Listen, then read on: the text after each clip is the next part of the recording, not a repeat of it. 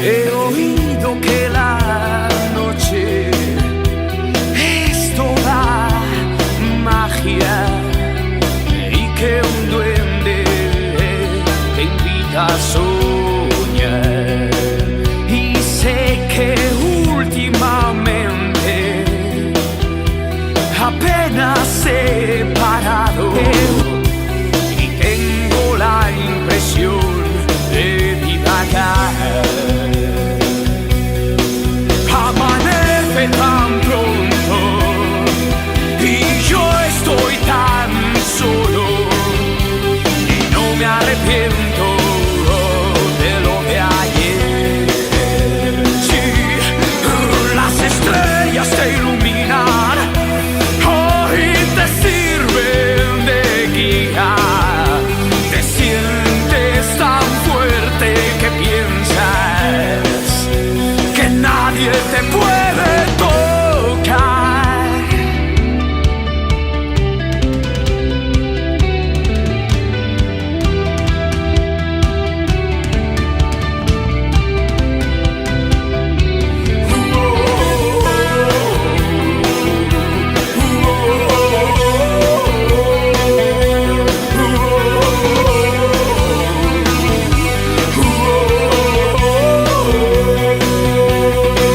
Las distancias se hacen cortas, pasan rápidas las horas y este cuarto no para de menguar.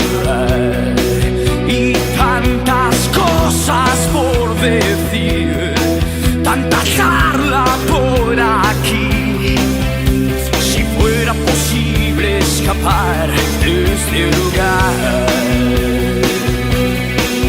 Amanece tan pronto y yo estoy tan solo y no me arrepiento de lo de ayer. Sí, las estrellas te iluminan, hoy te sirven de guía. Te sientes tan fuerte que piensas que nadie te puede tocar.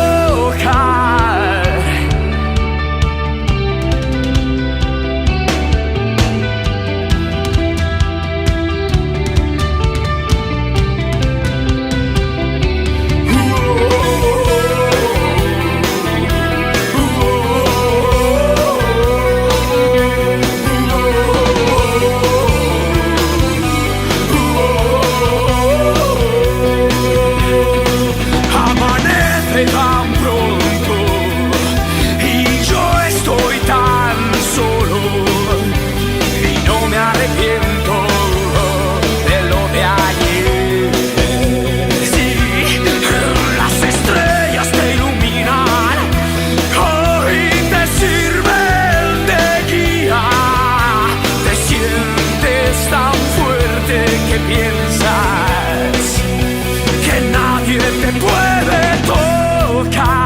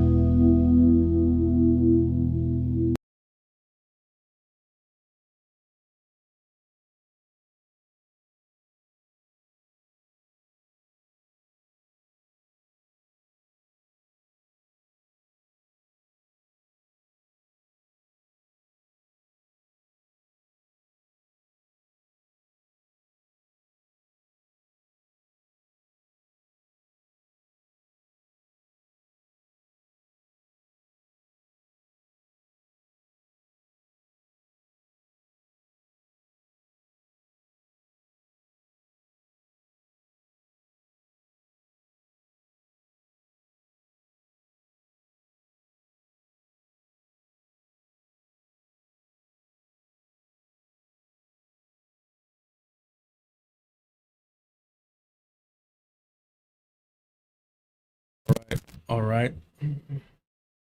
All right, ¿cómo andamos? How we doing? Here we go. Here we go. I appreciate y'all for being here. Thank you so much.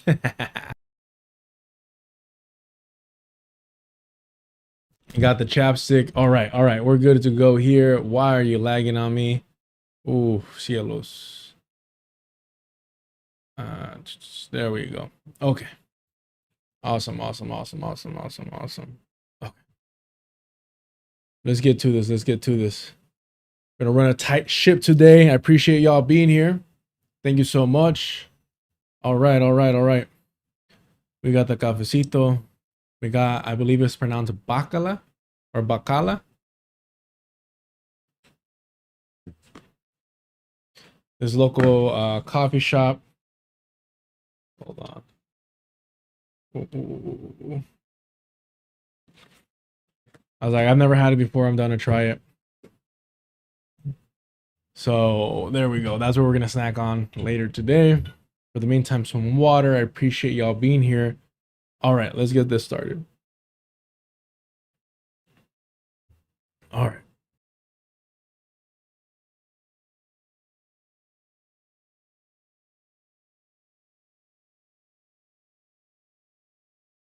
All right. Well, I guess this is the no.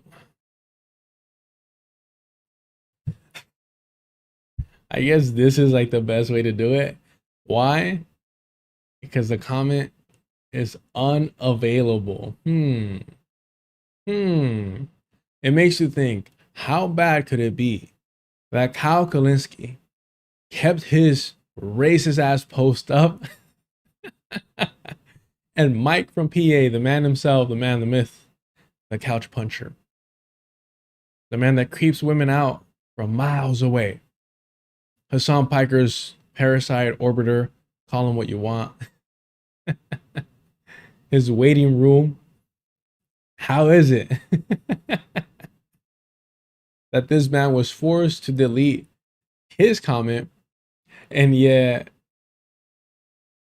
Kyle Kalinske, perfectly fine. Perfectly fine.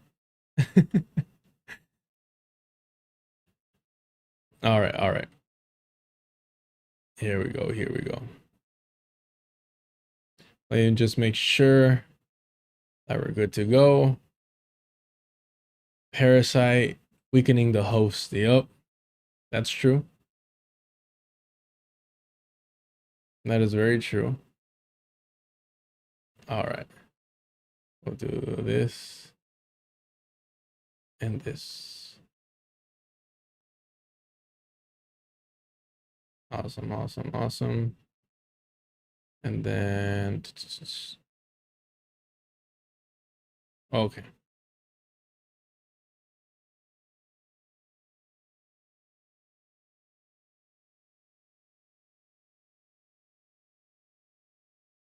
Interesante. Okay. We should be good. Oh, actually, I do need to respond to this while people come through. People come through. For now, we should do an episode sometime. Yeah, absolutely, 100%.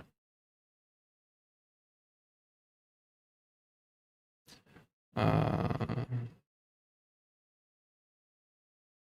and we'll figure out the right time.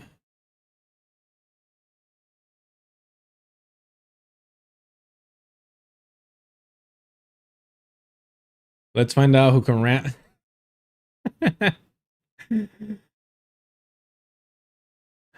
Who can go on the longest rant?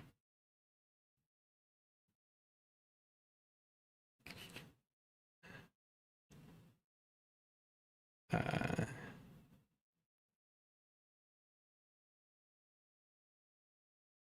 10 points if you know who I'm talking to.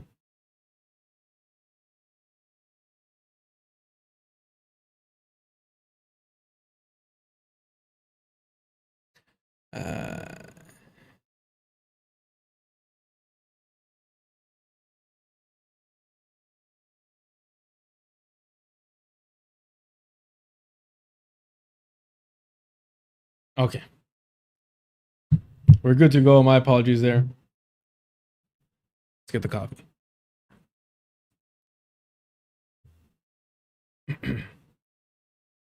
All right.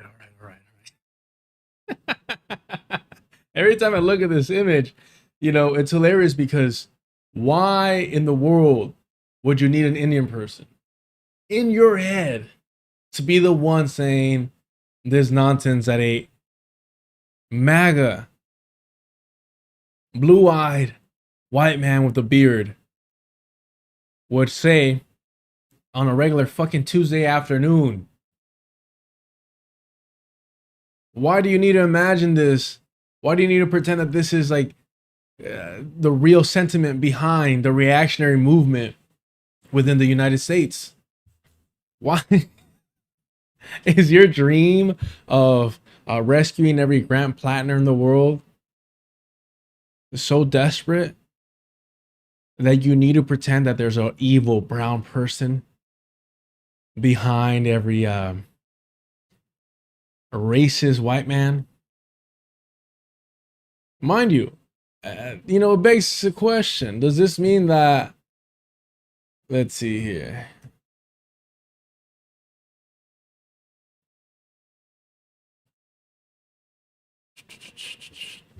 Where are we at?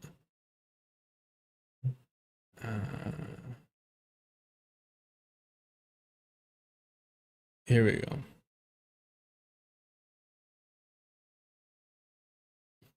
Does this mean that an Indian person took over your Twitter account in 2011? It must be. Because clearly you're not a racist. But why am I pulling this up again? Well, these white, rad-lib, progressive, national socialist Democrats at the end of the day have this just uncontrollable racism. I'm quoting somebody here. I'm quoting Mike from PA. I say, it's safe to be racist against Indians for these National Socialist Democrats. But oh, would you look at that? This page doesn't exist. Try searching for something else. I wonder why that is. We'll go back. Mike from PA deleted his racist comment. Own it, coward. The internet loves anti-Indian racism. So this is what he deleted. He was having an argument with an individual, and he went and looked up his location, account based in India, and Mike said, every time, laugh my ass off. And we go here.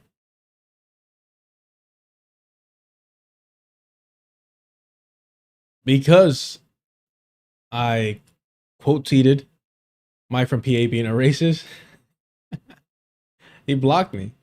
Mind you, I called him out before. Remember when he lied and said that Zohran Mamdani was going to disband the Rapid Response Unit in New York? And I said, no, he's not. He can't even say the word disband. Me and Mike went back and forth briefly. Never responded again when I'm like, oh, he just sicked the Rapid Response Unit against protesting nurses. Nothing from Mike from PA. Nothing at all. But to his credit, he didn't block me then. But now when I call him out for being a racist, that was the final straw. Then he blocked me over that. Yeah, Mike is a disgusting individual.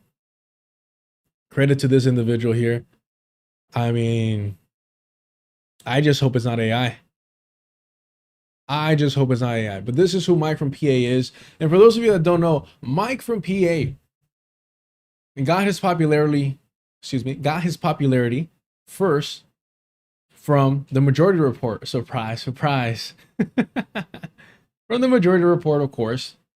And then leeching off of Hassan Piker. But there is literally no one more pathetic in the online left than Mike from PA. Let's see if I can find Kyle's a close second. Let's see. Mike from PA couch. That's all you had to search. Here it is. It's from the Zionist H3H3, which I don't mind using because, unlike Hassan Piker, I've never been in business with them. Got super low emotional intelligence for whatever reason. That's a surprise. Feels good. What did you just do? Standing near her and being lame, which I know sounds insane, but for now, just trust me, okay? But it leads to Bad Bunny saying to Mike that she does. Hold on, I hate when they do the voiceover for this.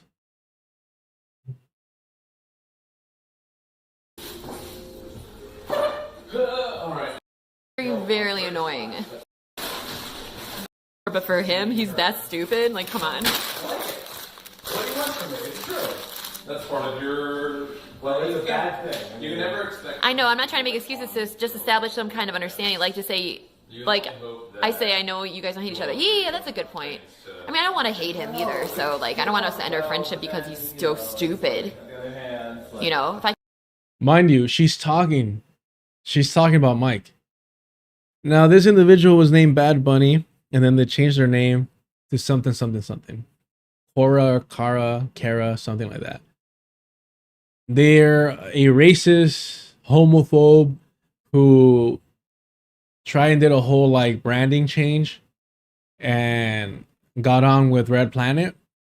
Now, Red Planet was a collective of predominantly white individuals.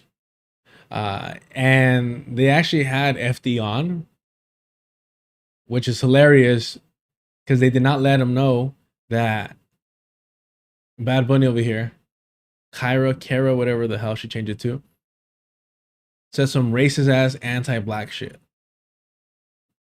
Didn't even give him a heads up. Hey, just to let you know, she's rebranding. She had a change of heart. She apologized.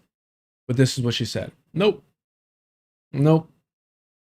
Just use FD to help cleanse the image of another white reactionary grifter, turned leftist, which, I mean, seems to be what FD is used for in the online space, whether it's Hassan Piker, whether it's Noah Samson, you fucking name it. All right. We'll get to the good part here.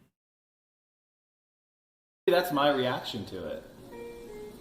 Well, and your genuine reactions to things are really unlikable. Well, okay, but I'll give you a piece of advice that I myself like stand by. I've had people Warm with people. What does that have to do with what you were saying to Lucid? red. Look how red my hand is. Isn't that weird? Well, no. Just I always hit it. I punched late on this one. the hard the Straws, baby, we save the empire. What is I'm being serious right now? So stupid. it's like I want. We men are very pig-headed. No. Hold on. Where is it? Bam.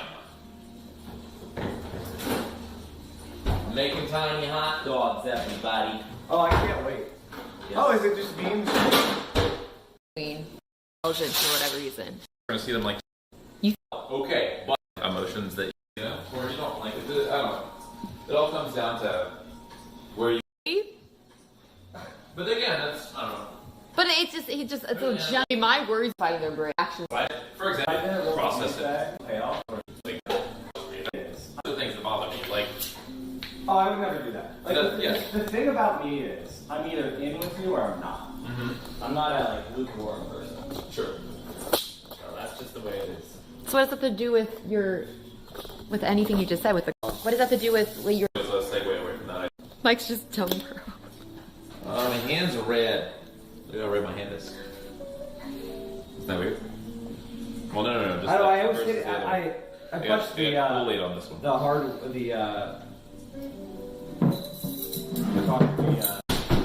Yeah. That just feels good. Oh my god. Yeah. Yeah. That just feels good. Oh my god. Yeah. It just feels good. That just feels good. Oh my god.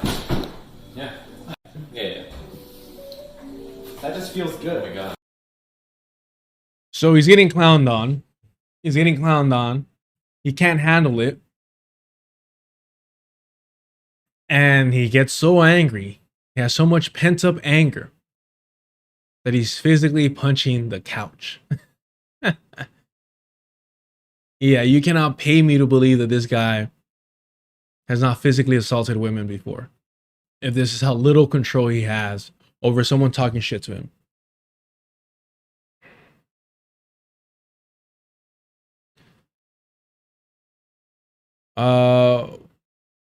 Polycoin. Let's see.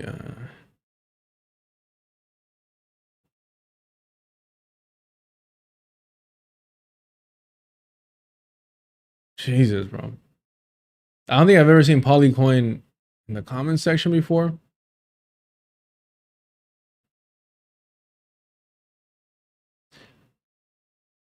In the chat, excuse me, of Twitch. But I disagree with that. So yeah, that's Mike from PA right there. Actually, Mike from PA also let one of these, let's see, AOC, what was the thing?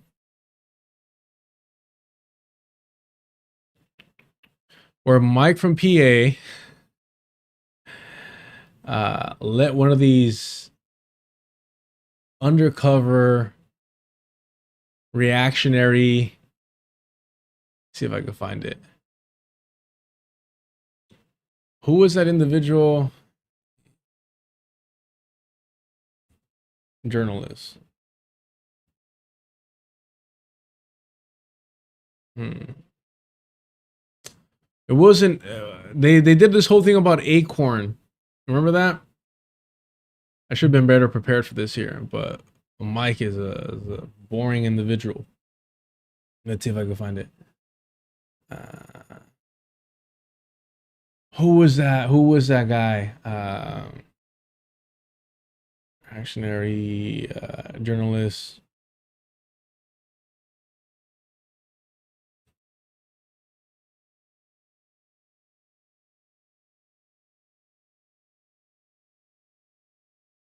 James O'Keefe. But what was the name of his media company?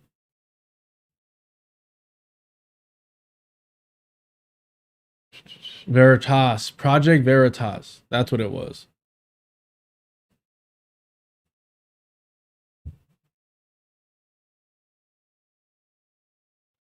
What is it? Project what? Veritas. All right, here we go. Here we go. Here we go.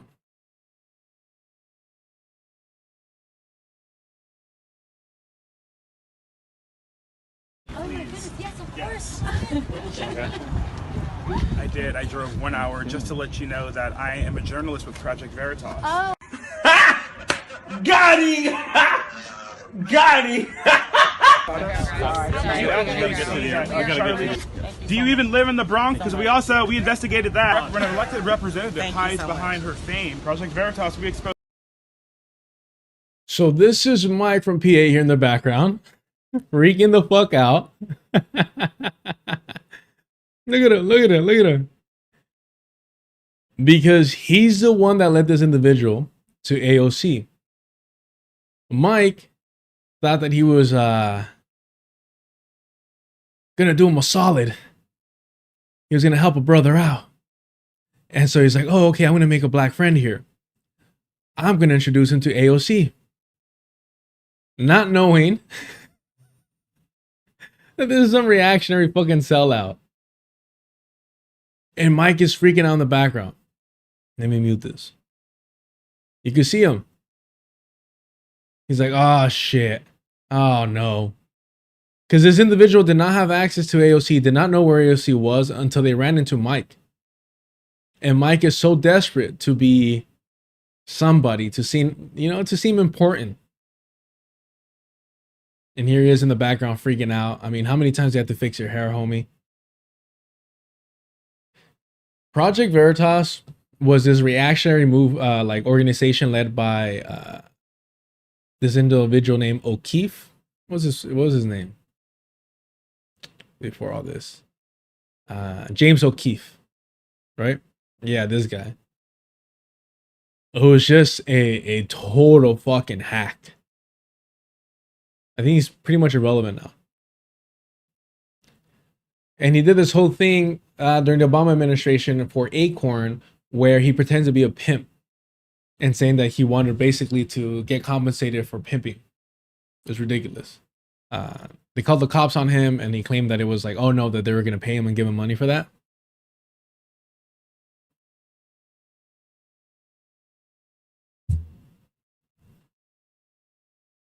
Did you make that image of Mike from PA? No, I did not make this. Ain't nothing wrong with getting duped by a reactionary. No, I did not. And I hope this is an AI. I hope this is an AI. It looks like shoddy Photoshop, hopefully. I'm not going to read that username out loud. But yes, they made it, and I think it's appropriate. Again, hopefully it's not AI. But yeah, Mike from PA. I mean, there you have it. Getting in an argument. Of course, defending Hassan Piker. Let me see if I could actually find the thread, even though he deleted it. Let me see here.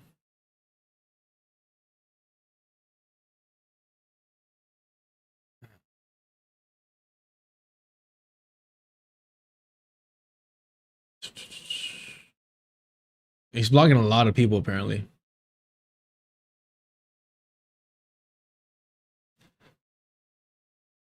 Let me see if I can find it here.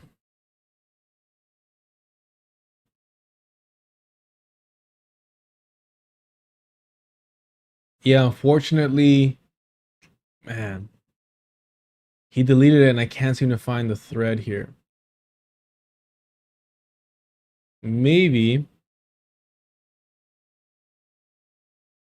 somebody has the screenshots over here.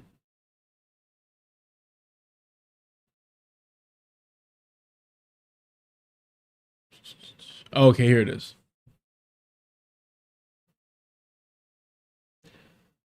Every American leftist pulls this as a gotcha every time I argue with them and they can't answer.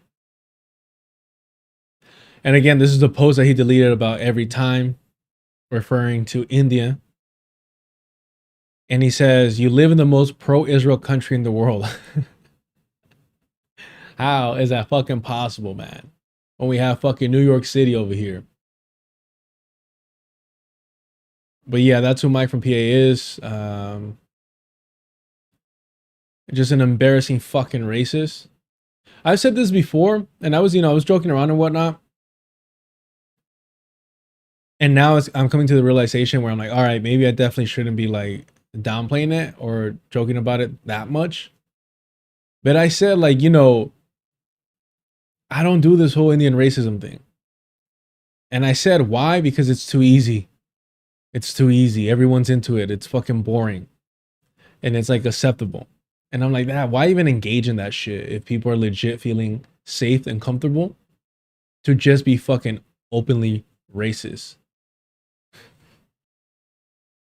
So, again, Mike from PA demonstrating what a fucking racist he is.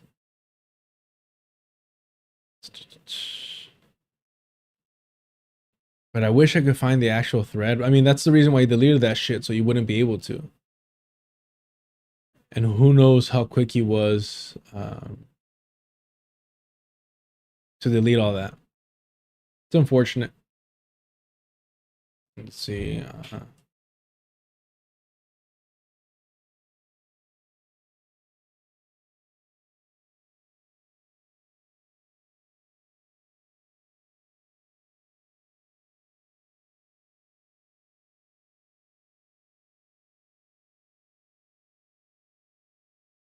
Yeah, I'm not going to find it. My apologies there.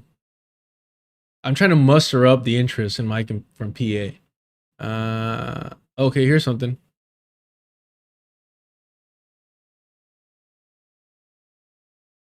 Jesus, bro, he doubles down. Wow, this is crazy. Almost every country has a net negative view of Israel. Very few populations in the world support Israel. crazy data, trying to pretend that it's unrelated to his racism. And literally this, 2 racist tweets, both deleted. Then this one, no apologies, no reckoning with his pattern of behavior. How many times are you going to do racist shit on the timeline, Mike? And this was, you know, what was deleted here. But I wish that we had this thread here. Huh. And why?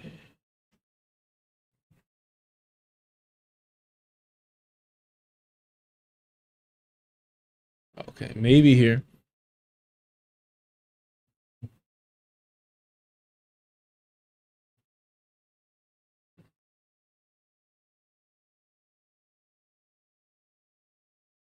Damn.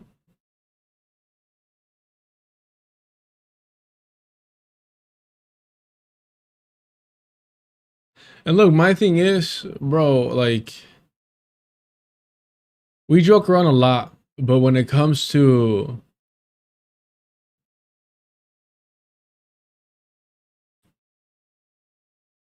yeah, man, he deleted all that. Maybe this individual here has it. Give me one sec, chat. It's on Twitter, so I'm playing it safe and taking it off screen. But I'm super annoyed right now.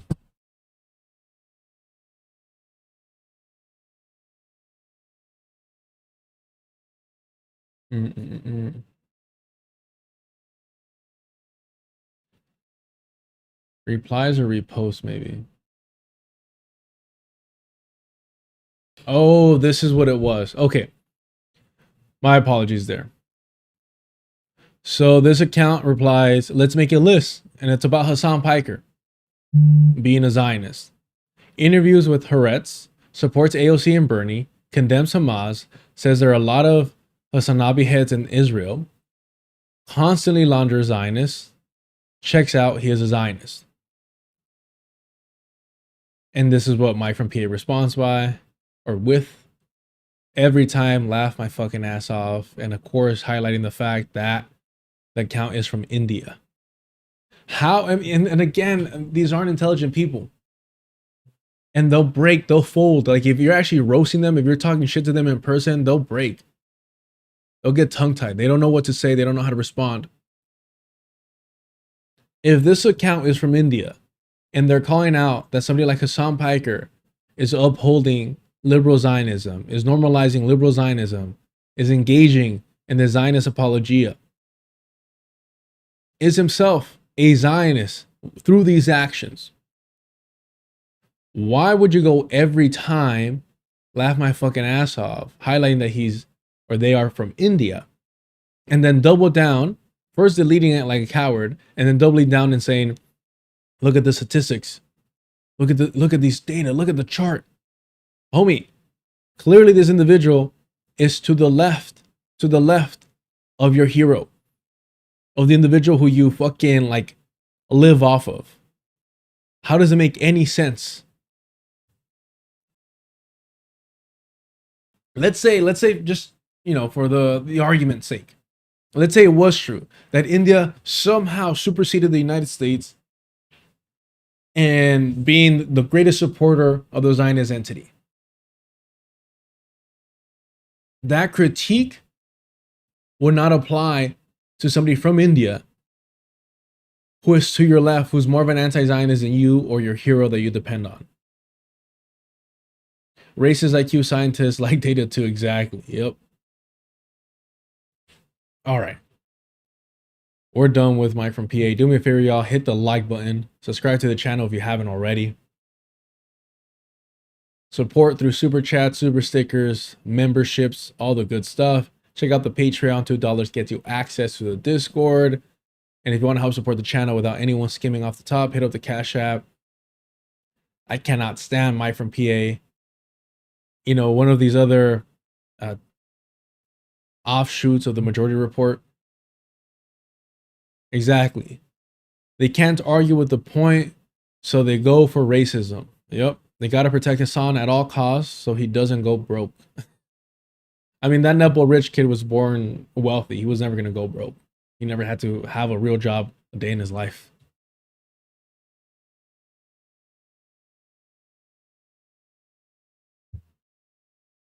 All right, while on the subject of liberal Zionists like Hassan Piker, let's check this out here. Actually, give me 1 sec. Let me see if I can find this without giving them my information. If not, we'll read it either way. We'll read it either way. Let's see here. All right, we got it. We got it? Nope. No, we don't. God damn.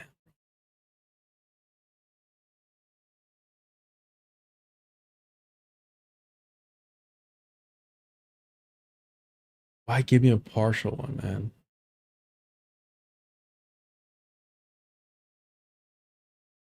So obnoxious. Okay, we found it. We found it. We found it. Maybe? Nope. Partial again. God, bro.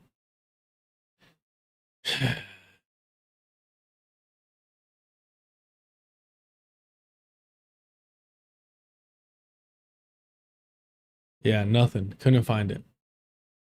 God damn it, man.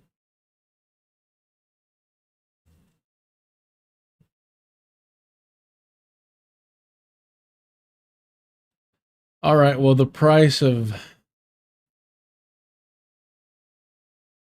Man.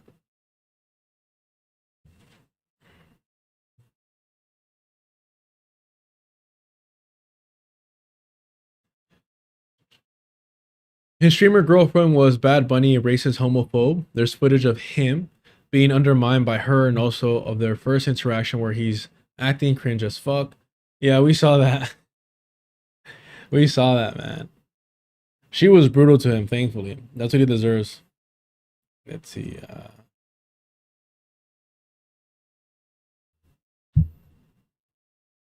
Look at this. That's fine. I think that's fine. So if a guy pays for my tab, I think I'm getting your attention. I feel like I touched like a vampire touching holy water. can I help you? Well, I think they want to go in. Okay. I'm getting your attention. I feel like I touched like a vampire touching holy water. Can I help you? I'm getting your attention.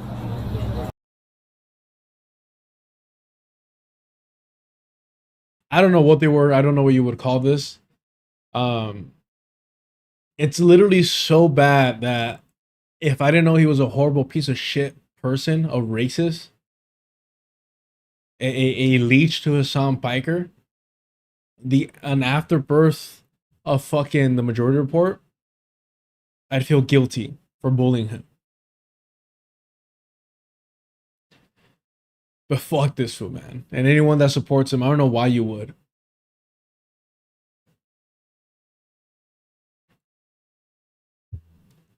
Again, he's a fucking racist. That's the thing. Say whatever you want about his politics, which, you know, obviously I disagree with. Say whatever you want about him as a man, which obviously ain't much. Say whatever you want about him as a content creator, which is just a waiting room for Hassan Piker. Say whatever the fuck you want. We can disagree. You could be a fan. All this shit. However, the one thing that you have to acknowledge is that Mike from PA is an outright fucking racist. And if you support him, if you watch his content, if you enjoy his work, if you take any fucking political advice from him, you're supporting a fucking racist. And guess what? You don't get a pass to be racist towards Indians. I'm sorry that I'm the one that has to tell you that. I'm sorry that somehow this is a fucking revelation. It doesn't work that fucking way, man. I don't know if y'all saw that video of that young man. I don't know how old he was. On the edge of a cliff. I think he was having a mental breakdown, and it was related to an iPhone. I don't know whether it was paying the actual iPhone or paying for the minutes on it, data, what have you. But he was threatening to jump if his parents, his father, did not pay for, They're not paid for the phone or the service for it. And eventually the father got tired of waiting around and reached for him. And they both ended up falling to their death. And immediately after, the mother jumped after them. That's the information I have. I don't know how true it is. I've seen it a couple of times. And when I, hear shit like that, it's like, damn, like, they make this as addicting as possible. Especially the social media shit. And so to make fun of an entire group of people just like that, and it gets a fucking pass. It's weird, man. These are still colonized people. These are still brown people. And if you're claiming to be a fucking socialist, India, their farmers have some of the most fucking busy, active, organized movements around. They shut shit down. And they're waving around the red flag with a hammer and sickle. But nah, you want to play up these reactionary stereotypes of them. You think it's safe to be racist towards them. And when you get called out, you block people. I've said this before and I'll continue saying it. People like Mike from PA, Hassan Piker, The Majority Report, Sam Cedar, Emma Vigeland, you name it. They have maintained a white space. Kyle Kalinske, Crystal Ball, The Vanguard, they maintain a white space. Oh, what about Sagar and Jetty? Everyone has compradors. Everyone has sellouts. Everyone has people wishing that they were white. And that's who Sagar is. Now, whenever I criticize Sagar, whenever I call him out, do you ever hear me go, all Indians are like this? Oh, no surprise. Laugh my ass off. Every time, laugh my ass off. No. If anything, I tell you, anything that can be perceived as racist or bigoted is me saying, hey, just make sure you ask these reactionary individuals what caste they belong to. Because they carry that fucking supremacist mindset. Right? To the point that in Silicon Valley, they had to address that. Because they're like, no, we can't have you enforcing that shit here. Not because they give a shit, but because it's not great for the work environment. They need you producing. They can't have that shit getting in the way.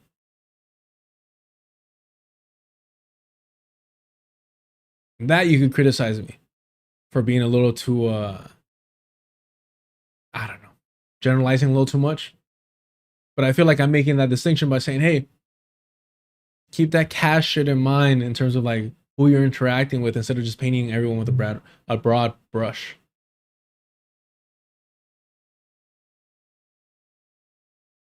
All right. I don't even know why I'm still in that group chat.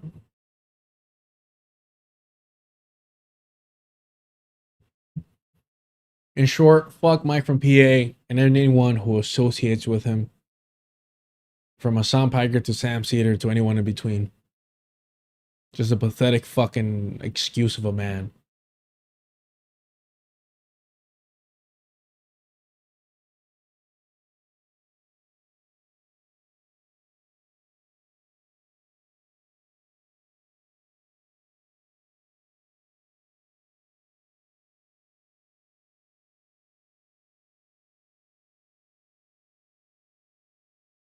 Yeah, no, it makes fucking sense, Polycoin. If you're saying fucking anti-Indian shit, of course you think that Hassan Piker and Mike from PA are on the left. All right. From colonizer to colonizer, Israeli left-wing youth group plans kibbutz-style settlement in West Bank. There's a reason why we're reading this, y'all. I think this is the first Haaretz article I've read on here. A left-wing youth movement has been seeking in recent months to establish a new settlement in the West Bank's Jordan Valley, aiming to populate the area with left-wing presence instead of far-right. Almost made it. I almost made it, man. I almost fucking made it. I was trying to see how long I could just keep a straight face. Aiming to populate the area with left-wing presence instead of the far-right settlers. Settlers, who are often involved in violence against Palestinians.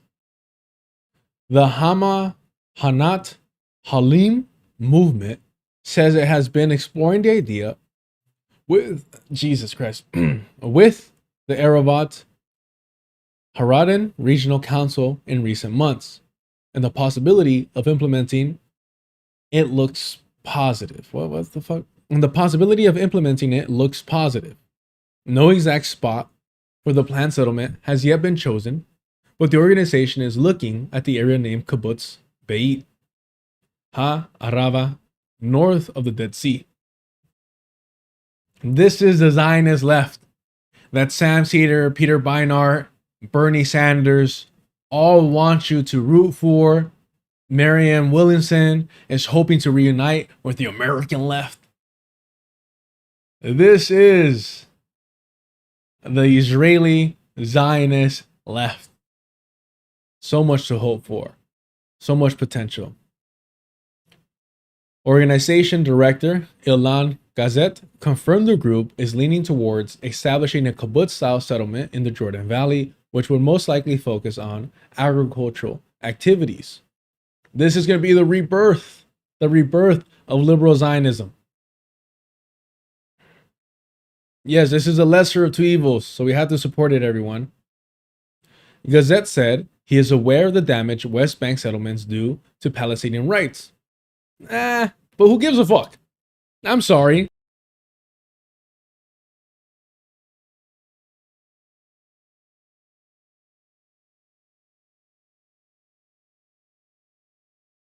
All due respect.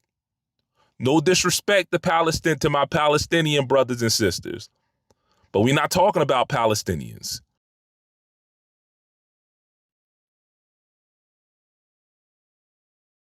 But argued that since new settlements will be built in the Jordan Valley in any case, it's preferable to have as many of them as possible populated by leftists. Oh man, they're fucking disgusting. You see, and I want y'all to understand, this is who the DSA is.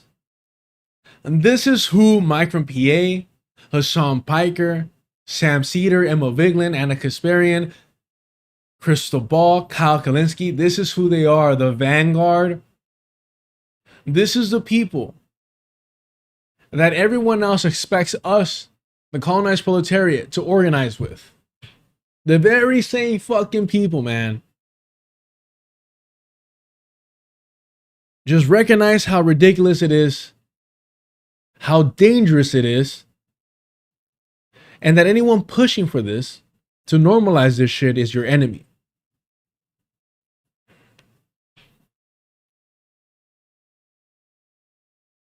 Damn, man. I very much hope there will be more kibbutzim and moshavim here in Fury Farms, he said, referring to the farming outposts established by far-right settlers that have often been sources of violence against nearby Palestinian communities. Since October 7, 2023, he continued, more than 30 farms have been established in the Jordan Valley, and that threatens the Palestinians' daily lives. The ability to view the Jordan Valley as an agricultural security zone and the possibility of Sunday achieving peace. The Israeli left needs to be in the Jordan Valley. Otherwise, other people will be there, he added. And the story of the farms is the clearest example of this. Let's see.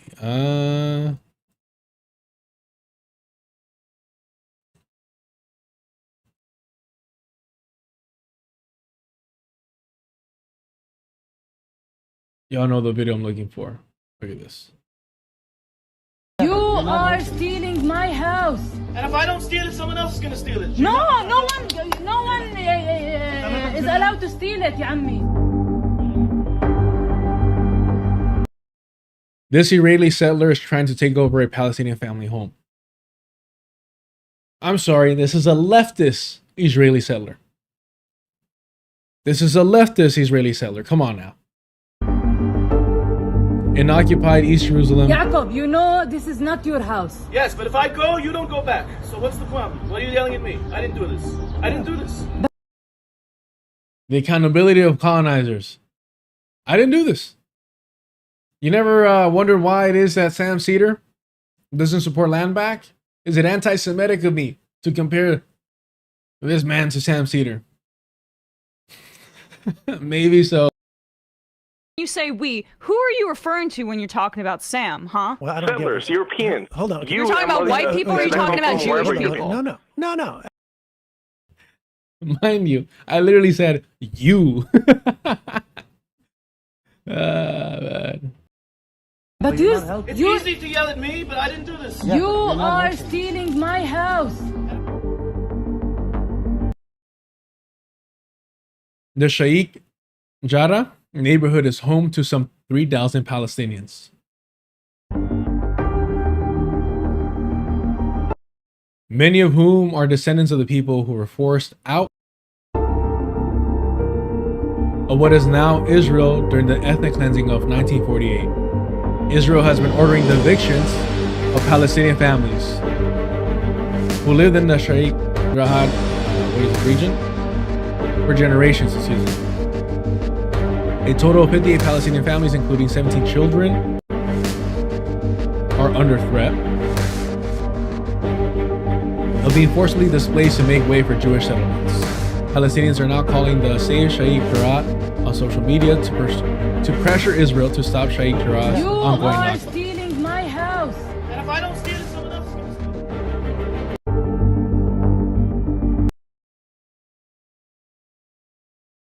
But of course, you have to understand, what are his politics? He might be a democratic socialist. He might be a democratic socialist. So if he is, we can't pass judgment too quickly. This might be an ally. We aren't ashamed of this, and we aren't hiding it, he said. And this is in line with our worldview. No fucking shit. No fucking shit. Yeah. I mean, it sure seems like it. Oh, man. A strong security border is needed in the East that will be defensible and create a necessary condition for peace. They're doing it for peace. Okay, all right. We are leftists who believe in equality between people and are guided by a humanistic, socialist, democratic worldview. God damn, I didn't fucking read this shit before. I did not read this shit before, bro. Can I get a DSA in the fucking chat, please? God damn. Oh, man.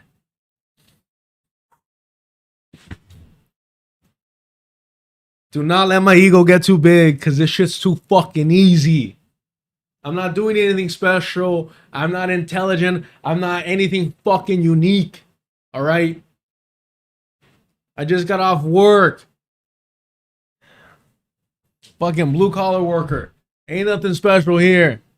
When I tell you that the DSA are nothing more but fucking colonizers, national fucking socialists at best, rebranding the genocidal Democratic Party, this is what I'm fucking talking about. When I tell you that if Bernie Sanders is your political leader,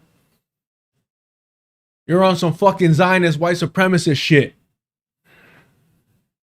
There's a fucking reason why AOC Alejandra Ocasio-Cortez is over here saying, oh, actually, I have Jewish ancestry.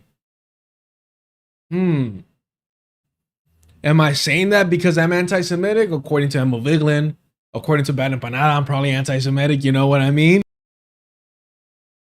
Probably like 50% of these comments are fine. 30% are borderline.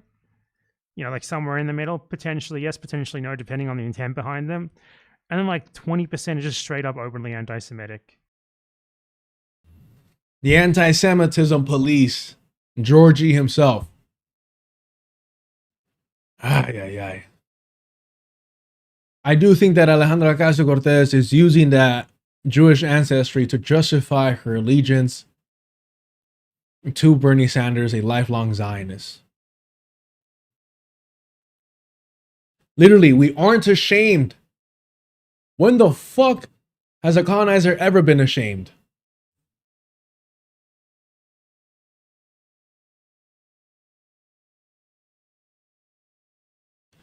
We are leftists who believe in equality between people and are guided by a humanistic, socialist, democratic worldview, he added. Hama Hanot Halium turned 100 this year. It defines itself as a pioneering, straight up fucking pioneers, bro, socialist Zionist youth group, and conducts activities for teens in dozens of places around the country. It also organizes programs in which teens spend a year in some form of community service between high school and the army, as well as organizing groups of graduates to form new communities. How nice. Community organizing. Over the years, its graduates have established 41 kibbutzim, including Beit, Hashida, Maas Haim, and Sodot Yam. One of those kibbutzim, Na Aran, is located in the West Bank, north of Jericho. Founded in 1977 by a different left-wing youth group, it suffered many crises over the years that led many of its members to leave. But it was repopulated in 1999, in part by graduates of Hamanahanat, Halim, and now has some 200 residents, including Gazit. I want to know, and I think we have to ask these Zionists, what were the kibbutzim that they occupied? Ask Bernie Sanders next time he's fucking glowing and reminiscing about his time colonizing Palestine. The only fucking time you see him smile is when he's thinking about colonizing Palestinian land. I've been saying this. Ask Sam Cedar if the rabbi that led his son's bar mitzvah was actually anti-Zionist or was he another Zionist. I think that's important. I think that if Jewish individuals are going to refuse to separate Judaism from Zionism and instead want us to do all the fucking heavy lifting, that at the very least they should be held accountable and asked, hey, who the fuck are you normalizing, man? Look at this shit right here. Look at the leader, the spiritual leader of DSA, the hero of Hassan Piker. When I was a kid, I was in Israel for, I can't remember, 3 or 4 months, worked on several kibbutzim. I was very impressed by what I saw.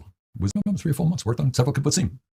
Worked on several kibbutzim. And to be honest, I thought it was just kibbutz. But they're like, nah, bro. We got to make that shit even more complicated to pronounce.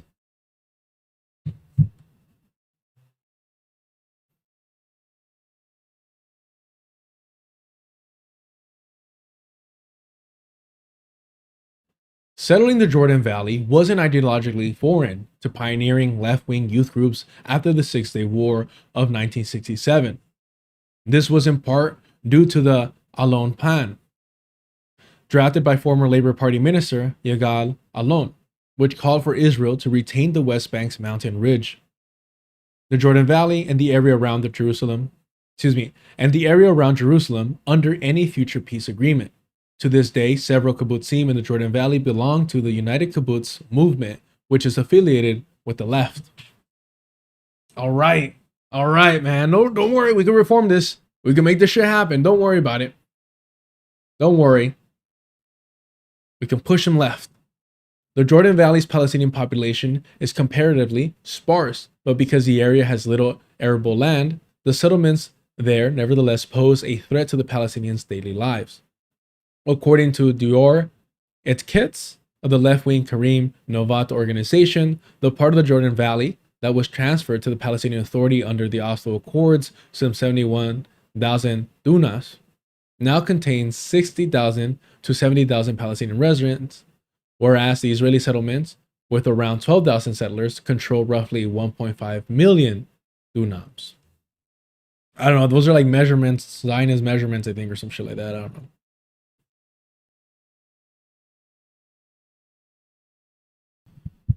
Ay, ay.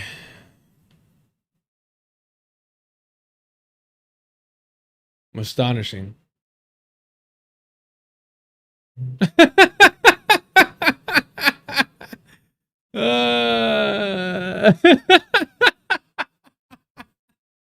Hey, you blocked me over FD Signifier, but now he's on my side, so what now?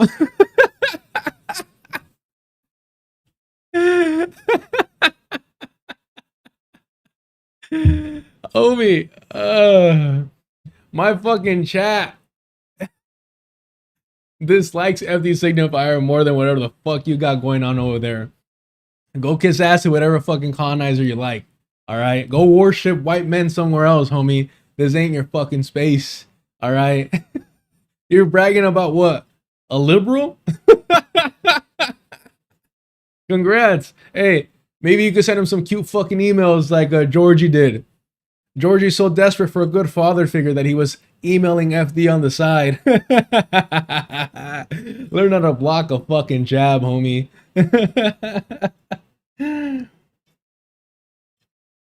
Holy shit. The Greek got beat. All right. Thank you for that. Thank you for that. Ay, ay, ay. Too fucking good. There's nothing like people that are afraid to show their fucking face, man. But hey, man. I consistently look for non-white, non-colonizers in these spaces. And so I was like, all right, homie's got an accent.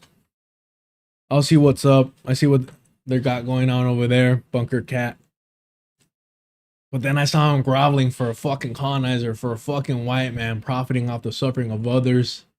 Has never once experienced oppression, targeting by a Western empire. In fact, he's only benefited from it. And cashing in twice. You gotta love that shit. All right, all right, all right, all right. I'm a race reductionist after all.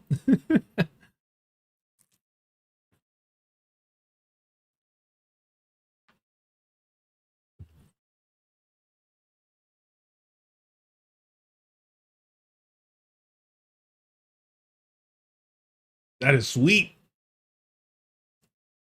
That is sweet. Yeah, by the way, Bunker Cat's trying to play coy. I blocked them because they accused me of being a pedo on their stream on behalf of Georgie Bad Empanada, who's a legit documented sexual harasser of women in a desperate attempt to make his father proud.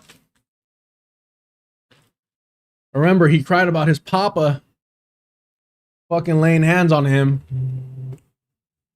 and yet turns around and sexually harasses women. So Bunker Cat, in the defense of a colonizer, decided to accuse me randomly. And he's like, why did you block me? FD's on my side. The fuck do I care, bro? What the fuck do I care?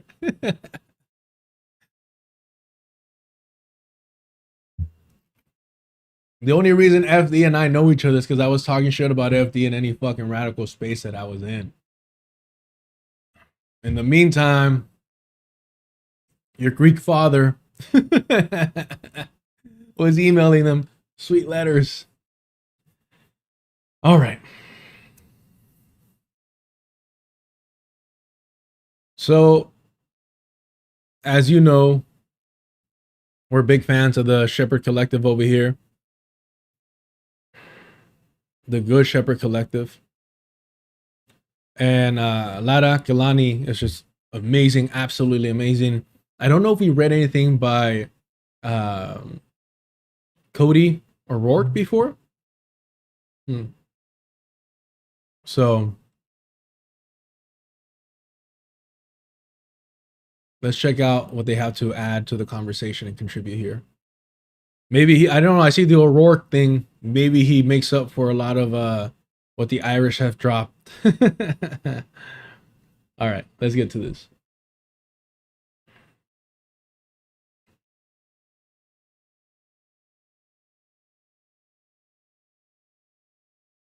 I would like to add, just to, finish that. I do think it's funny that we're over here like reading about the colonization of Palestine by the so-called Zionist left. We're highlighting Palestinian voices. And people like Bunker Cat want to come in here and talk about FD signifier.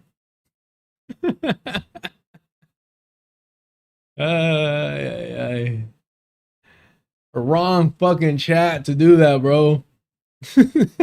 Nobody here fucking gets along with FD.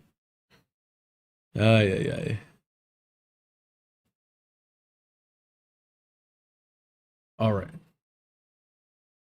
I think this is the intro. Awesome. The model of protective presence.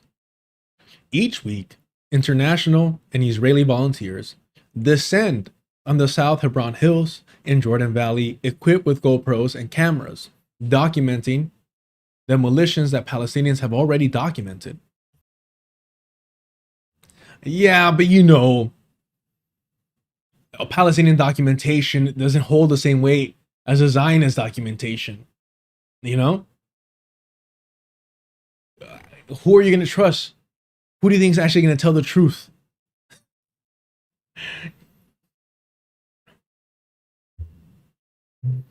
Witnessing violence that Palestinians have endured and witnessed for generations, and constructing organizational infrastructure that Palestinians will never control. Damn, bro. That part, man. And this is what like the DSA and the white left do. Constructing organizational infrastructures that Palestinians will never control. It's all for fucking show. It's all to make themselves feel better. That's all it is. For observers outside of Palestine unfamiliar with the landscape of protective presence, viral footage of international and Israeli activists enduring verbal assault and physical violence may appear to represent the apex of solidarity. For those of us working within these spaces, however, the calculus is more complex. Palestinian liberation requires more than the substitution of one beating. Palestinian liberation requires more than the substitution of one beaten body for another. Watching settlers beat activists alongside Palestinians before returning to film the rubble is not the program for liberation. It is a bizarre ritual of witness that mistakes presence for power. Fuck. Ooh. Ooh. That is a fucking gut punch right there. It is a bizarre ritual of witness that mistakes presence for power. But what I will say is that for colonizers, they think that their presence is all it fucking takes to change shit. Because they're all fucking white saviors in their head. They're like, as long as I'm here because I'm the fucking main character, things will change. Simply existing around indigenous people is an act of courage for them, is a revolutionary act for them.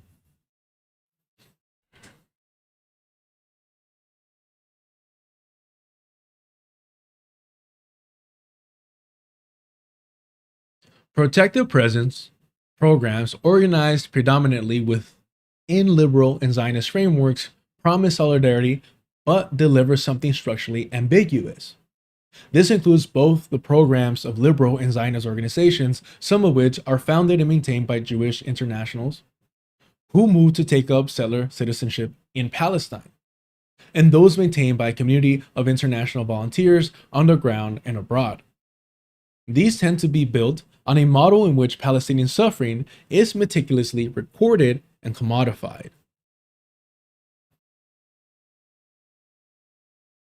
They sound like anthropologists, man.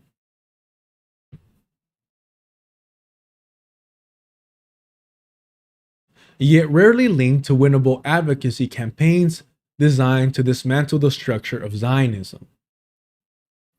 When solidarity is conditioned on Palestinian accepting the legitimacy of the settler, as it is by all organizations which name occupation rather than Zionism as a primary issue. Everyone from Hassan Piker to Sam Cedar to Norman Finkelstein all focus on occupation. And if not occupation, apartheid. But not the primary contradiction of settler colonialism.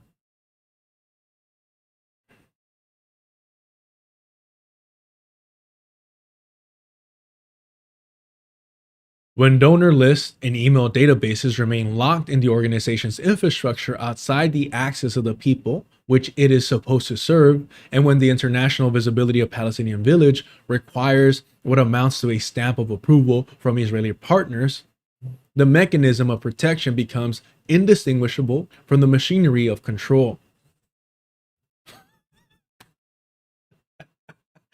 I need to chill because I'm just going to keep hyping up every fucking other sentence. As is deserved. Damn, man. And this reminds me of what was that film that got a lot of praise, that got nominated for an Oscar? I think it actually might have won an Oscar.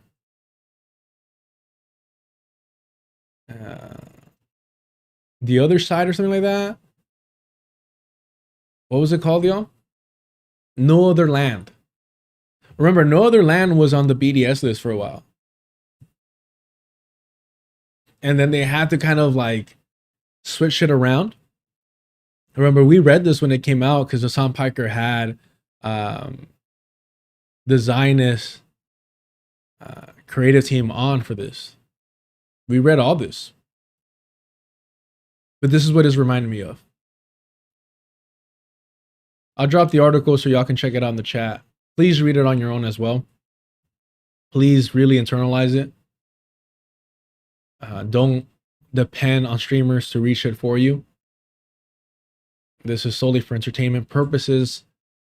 Nothing educational will occur here. Let's see. In this article, we examine how organizations such as the Center for Jewish Nonviolence and Ashvat Amim, among other organizations founded and maintained by internationals or Israeli settlers, advance settler colonial logics through multiple mechanisms. The misrepresentation of protective presence, systems of resource capture that builds donor infrastructure inaccessible to Palestinians, the lack of meaningful advocacy, interventions, and the facilitation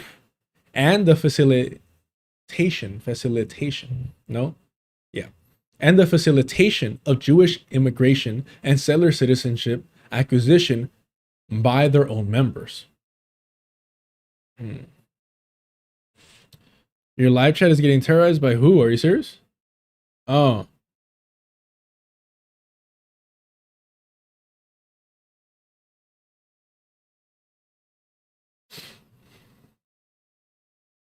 Oh, Bunker Cat couldn't handle the main chat, so they ran to the live chat because there's less people on that. I mean, that's smart.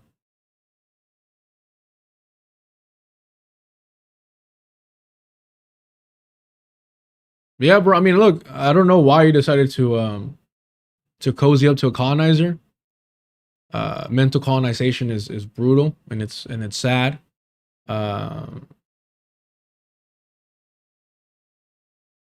I mean, you're literally over here. What? Why knighting for Georgie? For an Australian colonizer?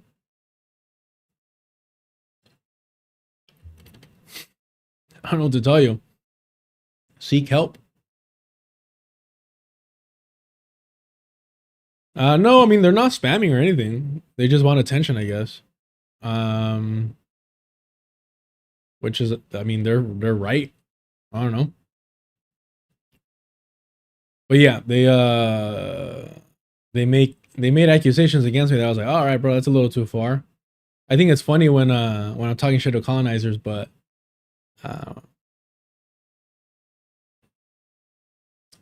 you know, shit's different when it's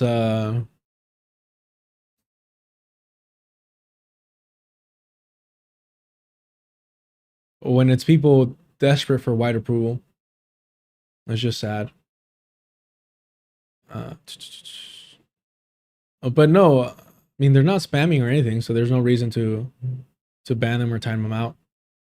What I will do is for sure make a mod. But please do not. They're not spamming, so don't time them out. Don't block them. Claudia, I hope you're comfortable being a mod.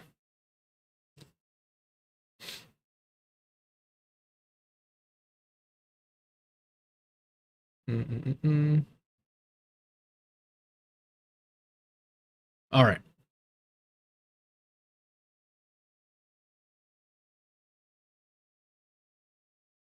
Okay. We're good there. Can we get back to censoring and learning from Palestinians?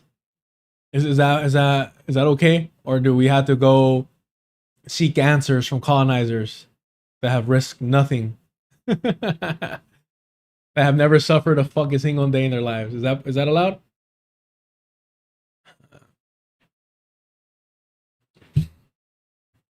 All right.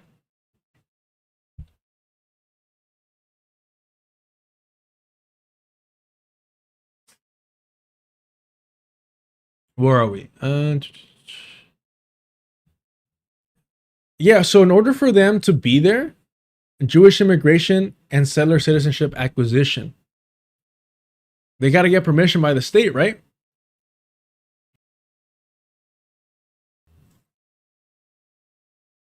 We also propose concrete reorientations towards solidarity frameworks that center anti-Zionist praxis, not to dismiss the impulse towards solidarity, but to redirect it towards frameworks that transfer infrastructure and decision-making to Palestinian hands. The development of winnable advocacy campaigns and measure success by the material advancement of Palestinian liberation rather than the visibility of international witnesses. In other words, we want our material conditions to change, and we want to see the process of liberation move forward, and not just fucking representation. Which is exactly what the uncommitted movement was advocating for. They simply wanted to be heard, to be seen, even if it was, conditioned and censored by the genocidal Democratic Party.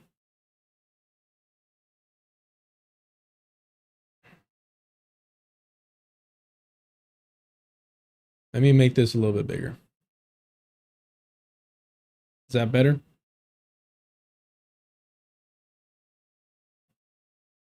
Yeah, I think right there is good. Which, by the way, with my horrible eyesight, I sincerely appreciate the text. Shout out to the Good Shepherd Collective. Please, please, please subscribe to their Substack. Protective presence, in theory, serves several interconnected functions. The protective element operates on the premise that international presence deters violence, and that settlers and soldiers are less likely to attack when foreign witnesses are watching and recording. Documentation captures evidence of violations for use in legal proceedings, policy advocacy, and public awareness campaigns. This documentation ideally is meant to feed advocacy efforts targeting the material and political structures that sustain the violence, such as challenging tax-exempt donations to settlement organizations, pressuring arms manufacturers, and pushing for legislative change. Beyond these instrumental functions, protective presence claims to build solidarity networks connecting Palestinian communities to international supporters, donors, and media, while providing material assistance to families facing demolition or displacement. The measure of success, properly conceived, would be the material advancement of Palestinian liberation, not the visibility of international witnesses.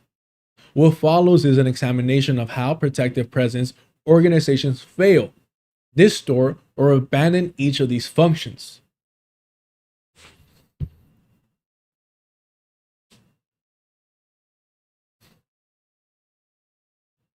The COVID-19 pandemic and the post-October 7th, 2023 Zionist genocidal war on Gaza have significantly reduced international travel to Palestine, disrupting protective presence operations as settler violence and impunity have soared. Liberal Zionist organizations, however, have maintained access to volunteers throughout this period. Their participation are overwhelmingly Jewish, which Norm Finkelstein would be fucking excited.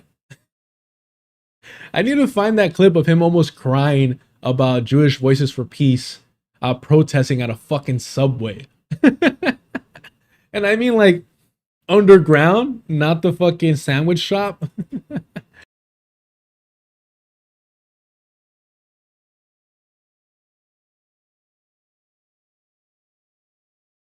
Okay.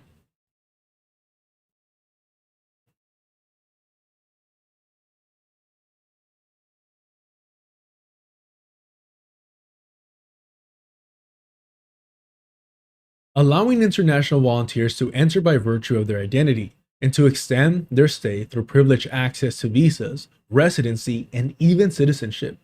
These programs also draw on Jewish Israeli residents and citizens who face no entry barriers.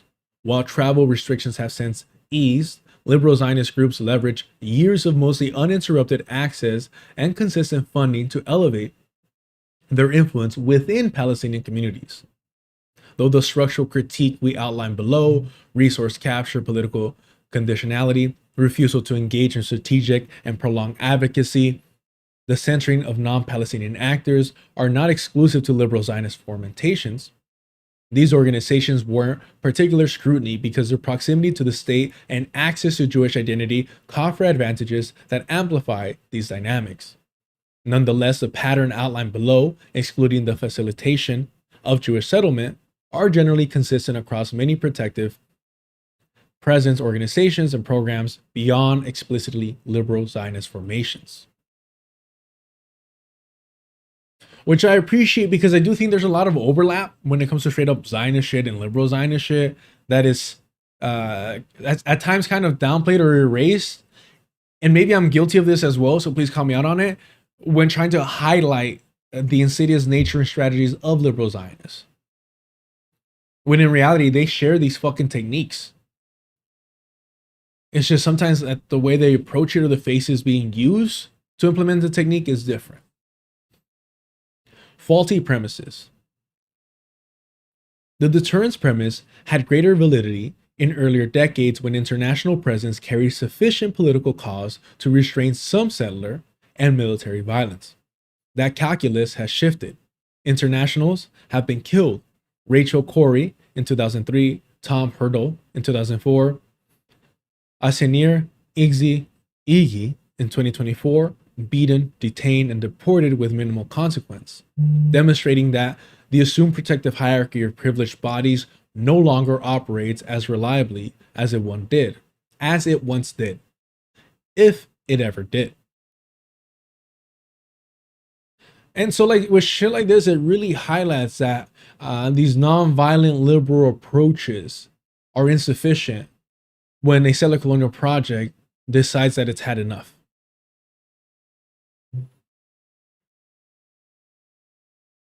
When it decides that it's no longer interested in protecting its image and prioritizing its PR, and instead want to see the ethnic cleansing genocidal results that it's always craved, including the liberal Zionists have craved. More fundamentally, the deterrence framework that centers international and Israeli activists erases Palestinian-led protection efforts that have proven effective without international and Israeli mediation. In villages around Nablus and Ramallah, Palestinian protection committees have organized to physically confront and drive settlers from their lands. The deterrence component also conflates two distinct outcomes: stopping violence and deterring it. Oof, bro, in other words, if you're stopping violence, it's already fucking occurring. Excuse me, deferring it. Oh, I initially read deterring it. All right, let me slow down then and see what else I have to say about this. Because I was going with, if you're talking about deterring, and maybe deferring is just no, I'm definitely mixing that up. Deferring, defer, yeah, no fucking shit, bro. How about this? Defer, postpone, to put off, delay, hold off, put back, carry over. Jesus Christ, bro. That's my fault. Why the fuck would I look at a text that a coworker might send and think that it was going to be anything other than complete debauchery and degeneracy? All right. Okay.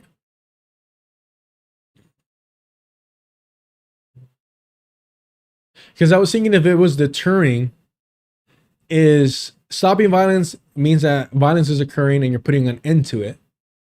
Deterring it would mean that you're creating conditions, or at least providing consequences for the violence not even to occur in the future. Which means you're kind of needing to make an example out of somebody. Settlers frequently surveil protective presence patterns and time their attacks for periods when internationals are absent.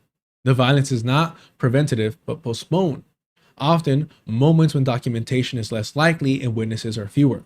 What appears as protection may function primarily as postponement, offering communities a reprieve rather than security, while crediting international presence with an efficacy it does not possess.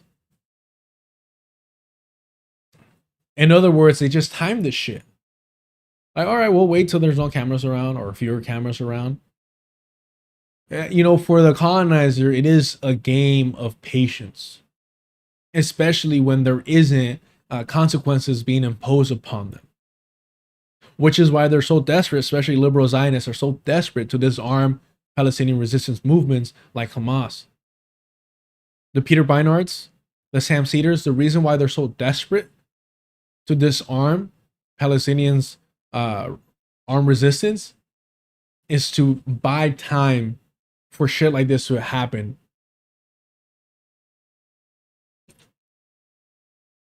In recent times, activists have acknowledged the limited impact of being present, and in return have pointed to the documentation, education, and advocacy as the utility functions of protective presence. However, the premise that these protective presence efforts fill a documentation gap fundamentally misrepresents Palestinian civil society and, frankly, Palestinian history. In other words, you're being fucking disrespectful. You're acting like the Zionist entity doesn't steal documents from Palestinians and hides them away. The reason that they're able to steal all these documents is because Palestinians have historically documented their fucking history and the suffering that they've experienced at Zionist occupation. They don't need Sam Cedar's kid to be fucking documenting this shit. And the only reason I bring him up is because that fool fucking pimps out his own son on a political show. Seems like fucking fair game. Al-Haq holds consultative status with the United Nations. Consultative, right? Al-Haq holds consultative status with the United Nations Economic and Social Council and has submitted extensive communications to the International Criminal Court over the years.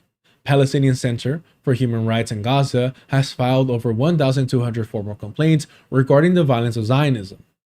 OCHA maintains continuous monitoring operations across Palestine, systematically cataloging home demolitions. All of these efforts draw on the rigorous documentation of Zionist violence carried out every day by regular Palestinians. Documentation produced by many protective presence organizations suffer from fundamental limitations that render it essentially unusable for any purpose beyond immediate social media circulation. Footage and incident reports are dispersed across individual activists' Instagram stories and Twitter threads, and never consolidated into structured, searchable databases with standardized metadata, geolocation, timestamps, and categorical tagging. And this means that material cannot be programmatically, This means that material cannot be programmatically queried. No, like Q, right? Curid? Hold on. Let me copy this. Hold on. Like queued up, right? Queried. Queried.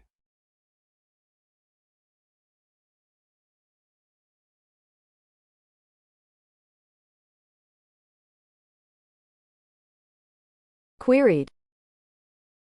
Query. Yeah, I thought it was, but Jesus. Like I have a question? Is that not what query means? Wow. Hold on. Queried. Queried. Queried. Queried. I'm so sorry. Okay. Bukaya. I'm thinking of a very like strict parent, but that is still like progressive and open-minded and is like really upset with their queer child not doing their reading. That's why I'm like, oh, they're too aggressive as a parent. Like they're too overbearing and maybe have a short temper, which is like not cool. But also they're being open-minded about their child's identity.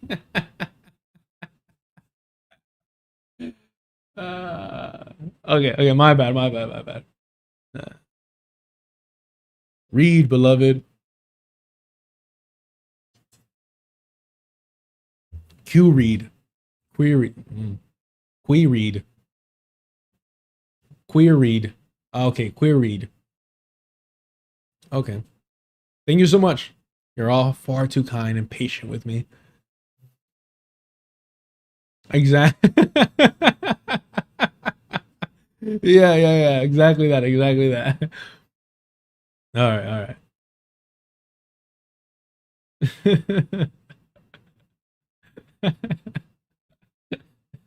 I'm trying to read, all right?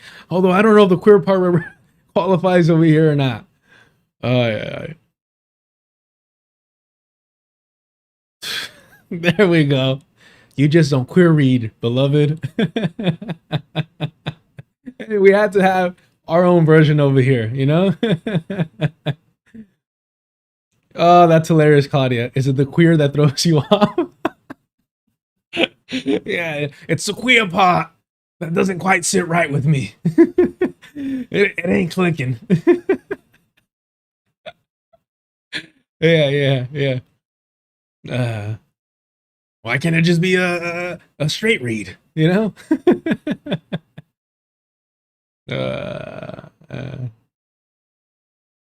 True. Oh, okay. Now I'm seeing what y'all are saying. Okay. Yeah. Oh, like you got read by a queer person. That's hilarious. Or instead of saying like, oh, they can talk shit, like that queer person can talk shit, like, oh, that queer can read.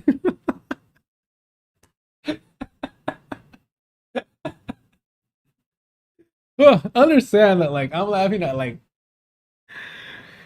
the shit that like my inability to read the English language and comprehend it. Can you, okay, just sympathize with me for a second. Can you imagine what it's like for me to sit down and read on my own? Do you realize why it takes me so long to read on my own? It's because this is what I do. I'm just making myself fucking laugh at the most nonsensical shit imaginable. Oh, yeah. Okay.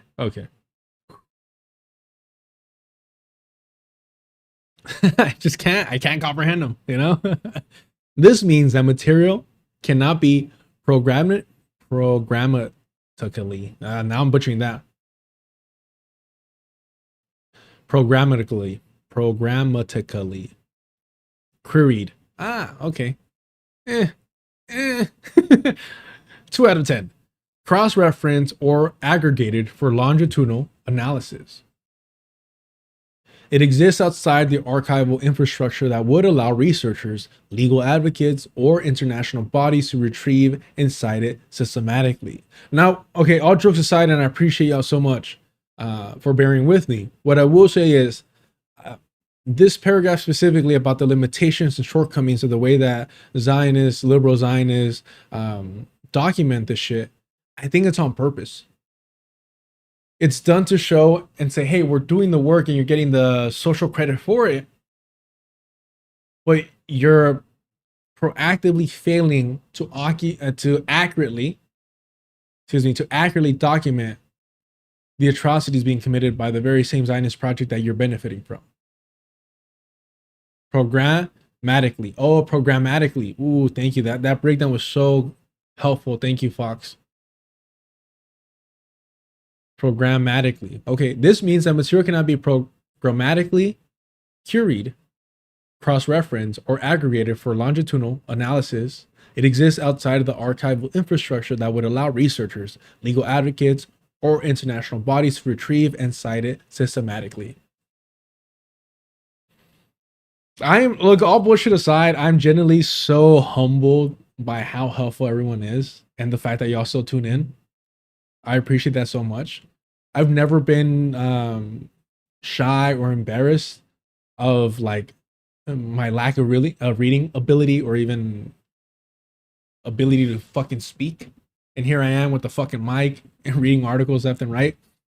The reason that I never have, and I've kind of mentioned this before, is because I've been in fucking like in school districts, I've been in classes, I've been in workplaces where even the way that I struggle, others struggle even harder, right? And so for me, it's not like I'm not embarrassed about it. I'm kind of like, oh shit, like I can laugh at myself and laugh it off, but at the end of the day, like I do want to learn how to say shit properly, even though sometimes se me traba la lengua, right? I don't know if like Spanish being my actual first language is what maybe distorts things sometimes, or if it's just dyslexia, or if it's just some type of speech impediment. I don't know what it is. Processing shit. I don't know what it is, but I'm always humbled and grateful that y'all are so patient. And I hope I don't get frustrated with myself, because I used to when I was younger. Okay. The contrast with Palestinian documentation organization is stark. Groups like Defense for Children International and Adamir maintain methodologically. Maintain methodologically. See, I go too fast sometimes too. The contrast with Palestinian documentation organization is stark.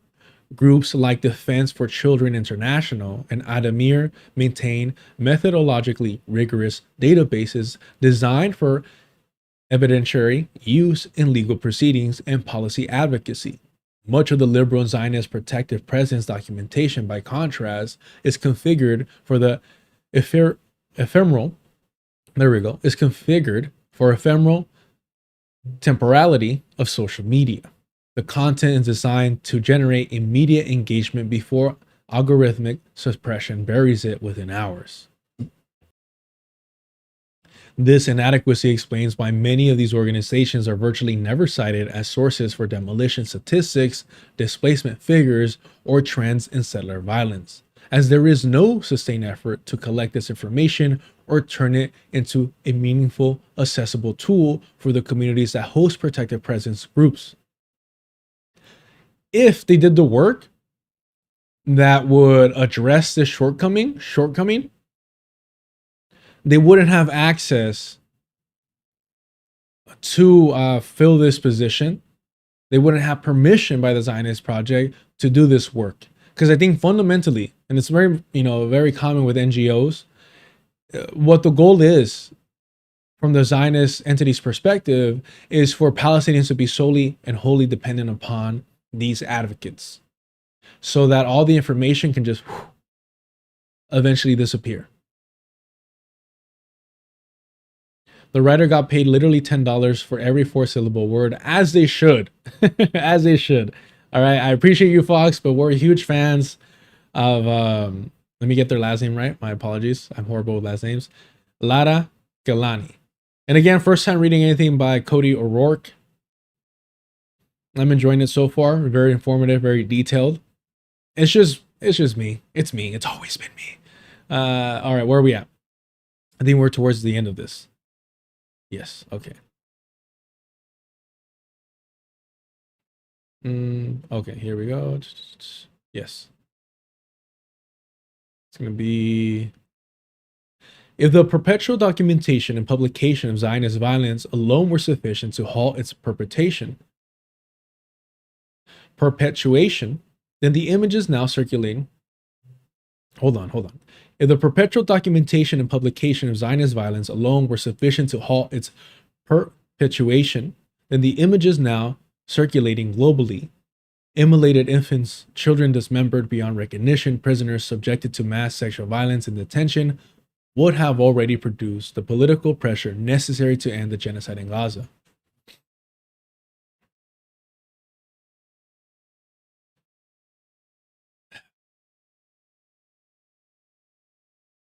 A Palestinian elder from Kasham al-Darash confronts an Israeli soldier in the midst of a series of demolitions in his village.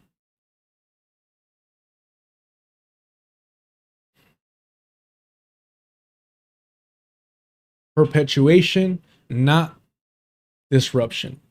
Given these facts, the utility of these liberal and Zionist organizations' documentation and presence emerges only when they are able to leverage the rhetorical currency of neoliberal identity politics, using their participants or organizations' Jewish identity and or Euro-American whiteness to legitimate criticism of Zionism or the Israeli state as a political credential or discursive move to mitigate accusations of anti-Semitism. This, in return, perpetuates colonial epistemologies centering non-Palestinian witnesses as more credible narrators of Palestinian suffering and positioning the colonized as incapable or inadequate at representing their own experience. Can somebody say Norman Finkelstein? Can somebody say Norman fucking Finkelstein? God damn, bro. That's literally all he does. That's all he fucking is, bro. Oh my God, bro. You know what it is?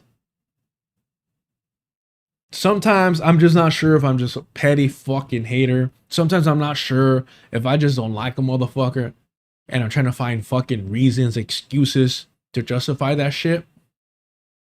And then you read something like this and you're like, holy shit, that's Finkelstein's entire fucking career. That's his entire fucking presence. That's why he fucking hates and despises Palestinians that are centered above him. That's exactly why he goes out of his way to say, like, well, what's the virtue in citing Palestinians when talking about what? The colonization of Palestine? I don't know.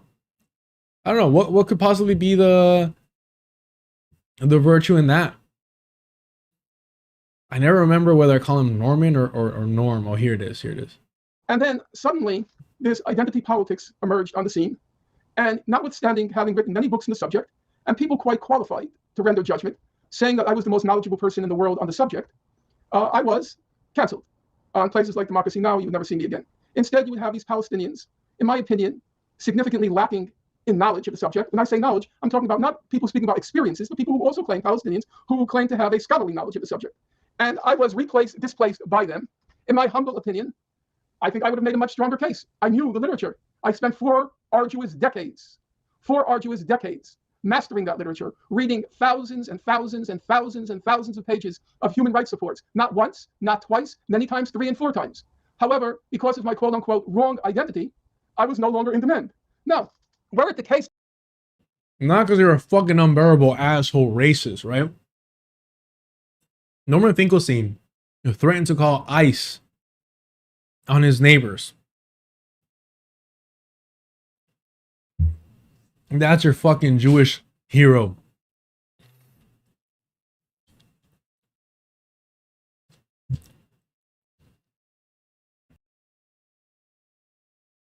But this is Norman Finkelstein's entire shtick.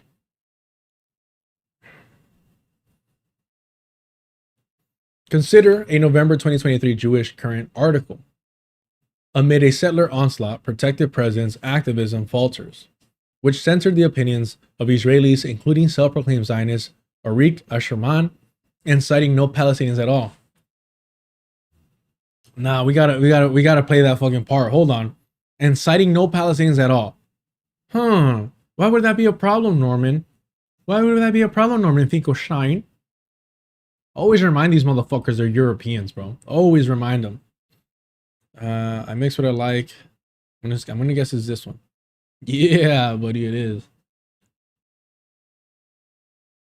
I don't know. At this point, Dr. Ball has to like pay me a shekel every time I fucking view this this video. I think it's Virtue. Here we go.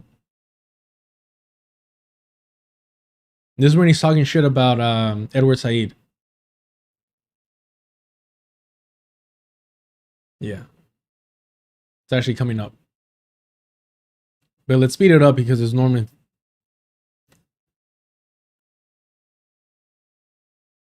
However, because of my quote-unquote wrong identity, I was no longer in demand. Now, were it the case that these folks were... Real quick.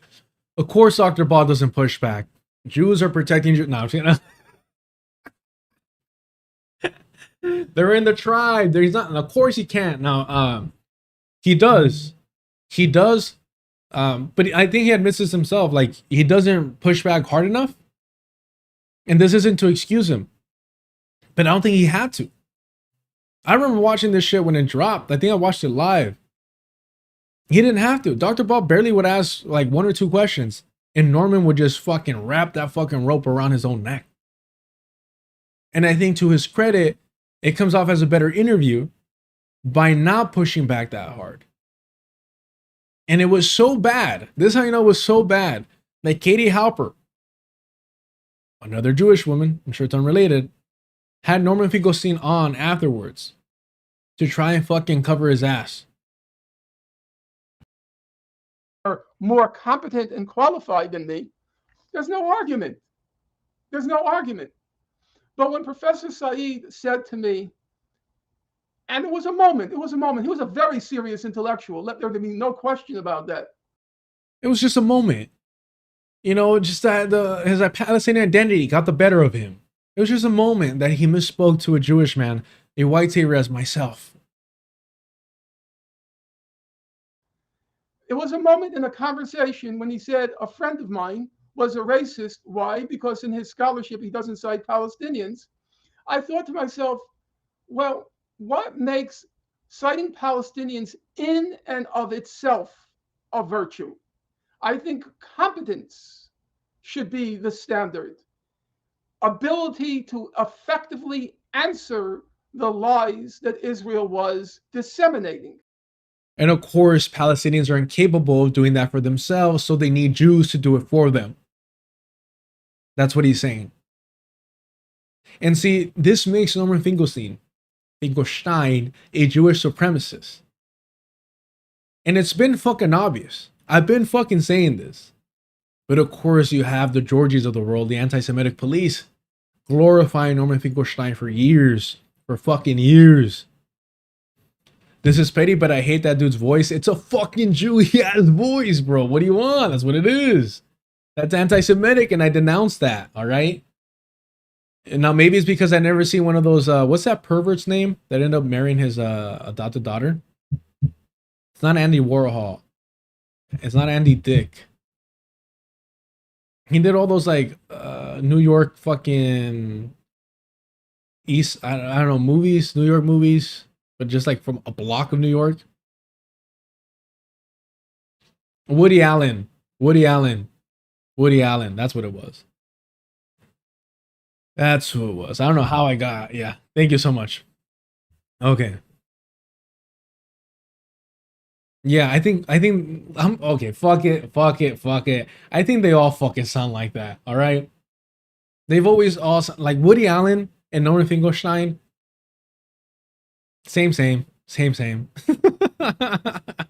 They're just white to me, so I don't give a fuck. That should be the criterion if you're really concerned about those who are suffering. Look how he fucking laughs, though. Look how he laughs, man. That's fucking sick. That's my first criterion. If you're really concerned about those who are suffering. If you're really concerned about those who are suffering. Look at this disgusting fucking smile. Look at this. Bro. This man's fucking evil. This is an evil fucking ghost of a man. Damn, man. Wow.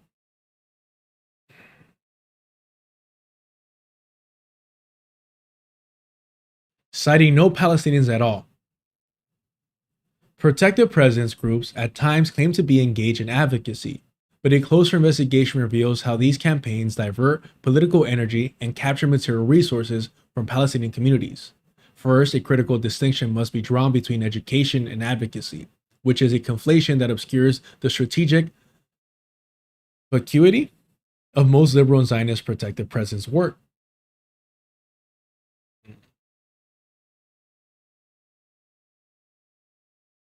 No, it's vacuous, right? Vacuous, so vacuity, I think. Or no, I think I'm right. Vacuity. All right. Stating that Israel commits human rights abuses is not an advocacy campaign. It is at best an educational component that might be nested within an advocacy campaign. Advocacy, properly understood, aims to change the laws, policies, and material structures that, in the case of Palestine, facilitate indigenous erasure and capitalist accumulation. As such, it is designed to target specific legislative provisions, funding streams, institutional relationships, and regulatory frameworks with the goal of altering them. Education raises awareness while advocacy redistributes power. I mean, the simple breakdowns where someone like me can understand it is much appreciated and necessary. When organizations brand themselves around documentation and witness without articulating concrete policy targets, they create the impression of political mobilization while engaging in none of its substance. Supporters donate believing that their contributions advance structural change, when in reality, the organizational model is designed to perpetuate itself through cycles of crisis, documentation, and emergency fundraising, rather than to render itself obsolete by achieving definable victories. And again,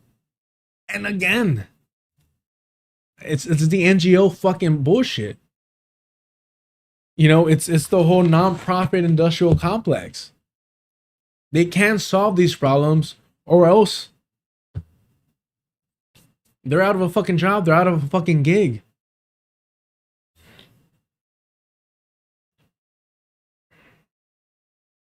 Okay, let's slow down.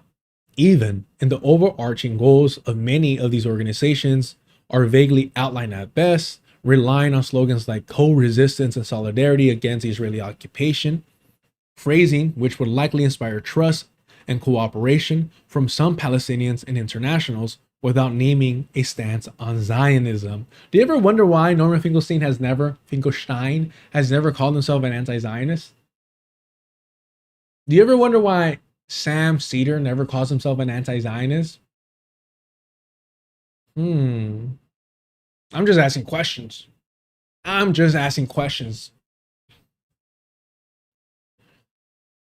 The opportunities for genuine advocacy are and have been abundant and specific. Boycott, divestment, and sanction campaigns offer concrete targets, pressuring universities to divest from companies profiting from occupation, lobbying pension funds to exclude Israeli arms manufacturers, and challenging contracts between municipalities and complicit corporations.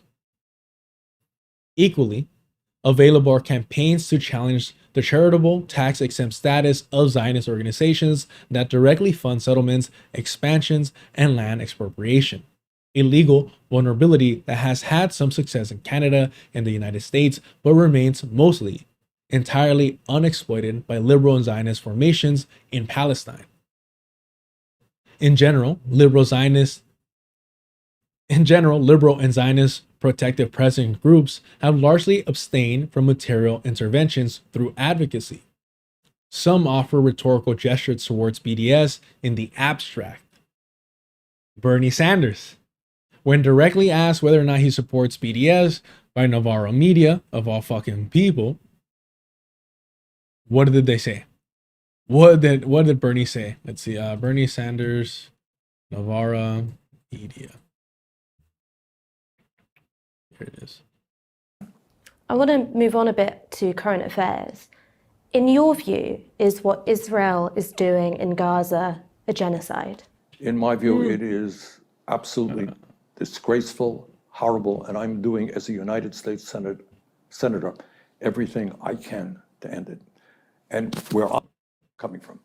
In addition to stopping the billions of dollars in military aid that Israel gets from the United States every year, would you back calls for a cultural, sporting, and economic boycott of Israel? I am nervous about economic boycotts of any country, to be honest with you. But right now, what people want to do, they can do what they want to do. But right now, again, my job as a United States Senator, and I'm kind of leading that effort in the Senate, is to tell Netanyahu that he is not going to get any more U.S. aid. Did you feel nervous about the boycott movement against apartheid South Africa? Was that a concern you had at the time? What I thought that as an apartheid state at that point, it was important to put pressure. But people can do as they want, and that's all. Do you think that it's right that British citizens and American citizens can go and fight in the IDF when, as you say, there are such profound humanitarian concerns in Gaza? Well, I think if British and American people can do what they want. Nice. Okay. Oh, and then of course you have Norman Finkelstein literally talking shit about BDS. Even worse, more reactionary than Bernie in this sense. Finkelstein, BDS.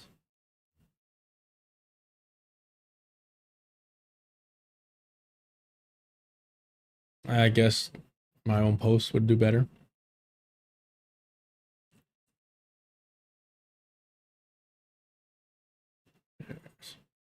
As a cult. You said the people who've joined BDS are part of a cult. Yes, as a cult. You said the people who've joined BDS are part of a cult, and they're responsible for a potentially historically criminal mistake. Yeah, because there's a difference between a tactic and a goal. The tactic is absolutely legitimate, and as I said, I've always supported the tactic. The problem is the goal. Ending Israel's occupation and dismantling the wall, recognizing the rights of Palestinian citizens in Israel, and respecting and promoting the rights of Palestinian refugees. Which of those three goals do you object to? BDS put out its call in July 2005 to coincide with the first anniversary of the ICJ advisory opinion on the wall. And the very first statement of the BDS document says we support international law. And they said the first right under international law is the right of peoples to self-determination. And from that right of self-determination, they then derive three other rights. I say, of course, I agree with all of that. But Israel is also a state under international law. Israel still also has the right to self-determination and stated under international law. And then you have two options. One option is you have to recognize the reciprocal rights of Israel under international law because you say you're anchored in international law. Or, of course, you have the right to say to hell with international law. I think it's all nonsense. I think it's all made by rich people against poor people. For international law only when it concerns my rights. It's like saying I have the right to walk at the green, but I'm agnostic on the red.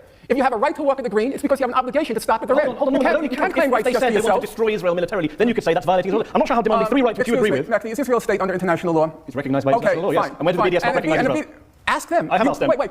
Do you think it's an accident that Israel is not mentioned? Look how offended he is. Do you think it's an accident that Israel is not mentioned? You think it's an accident that BDS aren't on their knees, recognizing the Zionist entity's right to exist? Bruh. Well, Norman Finkelstein has always been a fucking Zionist. I don't understand how... Oh, man.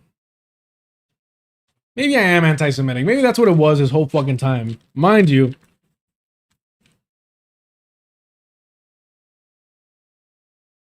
I have a Jewish friend.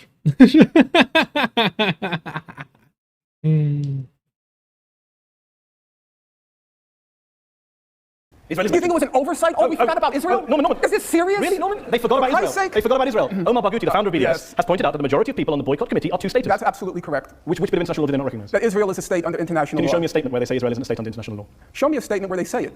I do show They you. say, have you ever asked the BDS person where they stand on Israel? Yes. And what do they say? We take no position. Salma, you're not following international law Oh, let's allow her to speak. Sorry.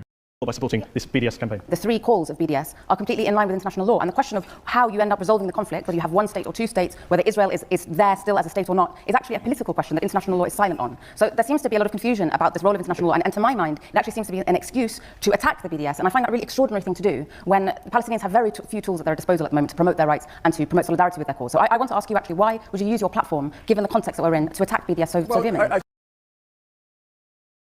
This is why Norman Finkelstein hates Palestinians. Because they can stop and be like, no, you're wrong, but also, what is this weird obsession here with demonizing BDS, with smearing BDS? Which is like the bare minimum. Which is even a radical organization or anything like that. That's how you know you're a fucking Zionist at heart. When BDS is too radical for you. When you're calling BDS a cult. Disgusting, man.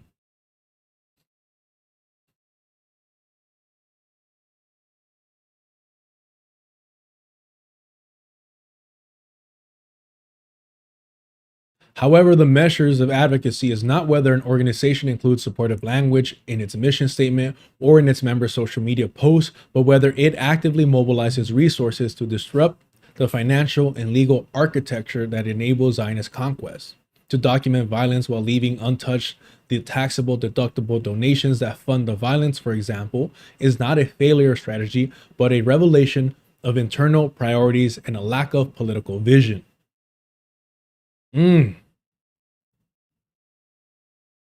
Material support dependency and political conditions.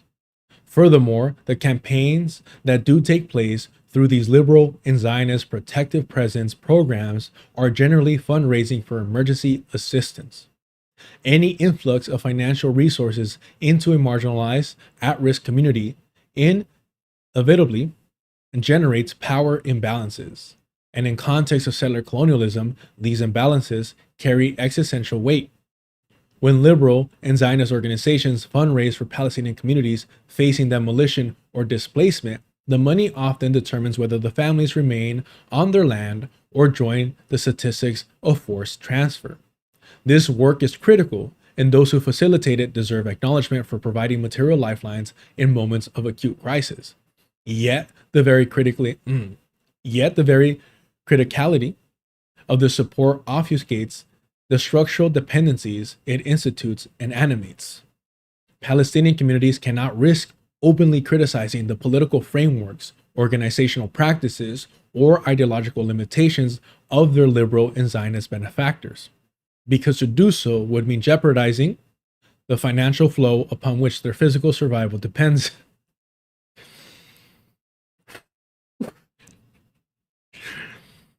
Oh, man.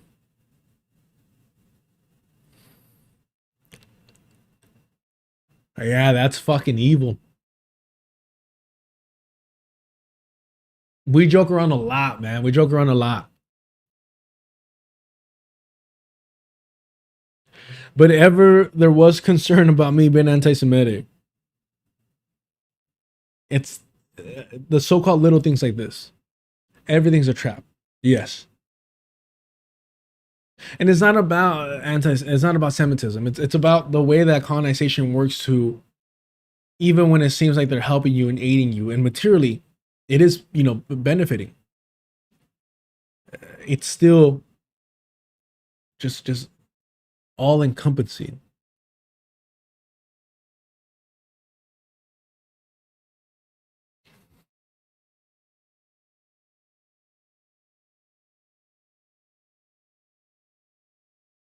The systematic exclusion of Palestinians from the international payment infrastructure compounds this dependency.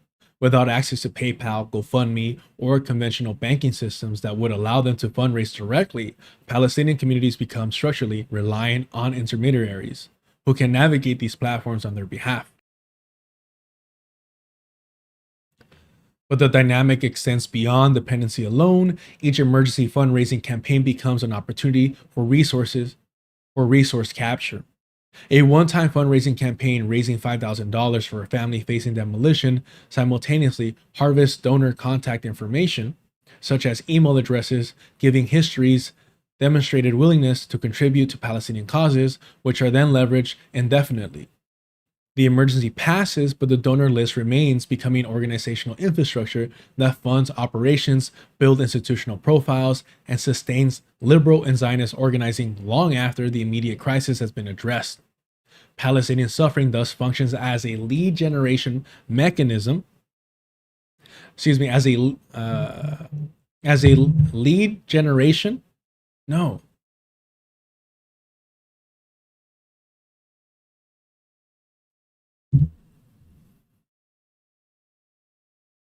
Lead or led?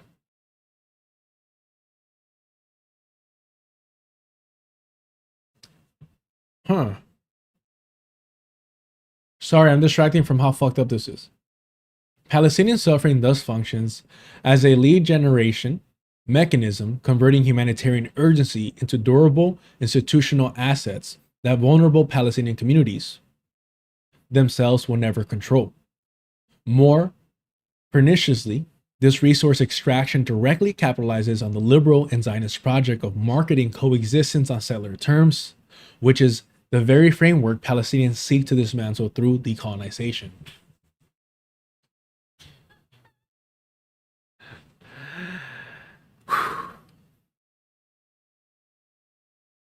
Do you see why I say they're just fucking white people? This is the same shit NGOs, nonprofits do everywhere, man. Everywhere. From Haiti to Los Barrios, you fucking name it. This is what they do everywhere. And the they is colonizers. And the thing is, like, sometimes I'm like, oh, I'm being too nitpicky, I'm too critical, this and that. Clearly the fuck I'm not. Clearly the fuck I'm not. Because this is a level of analysis and critical breakdown that Palestinians are forced to do. To not get fucking misled.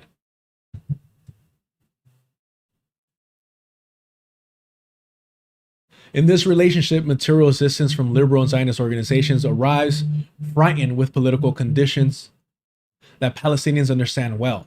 To maintain access to international solidarity networks, Palestinian communities, organizations, and activists must navigate unspoken boundaries, including but not limited to the condemnation of armed resistance, prohibition on the articulation of decolonization, and the legitimization of the settlers' presence as incontrovertible.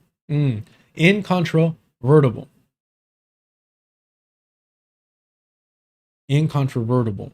Which is essentially what Norman Finkelstein was asking. Norman Finkelstein. This is what he was asking. This is why he hated BDS or hates BDS.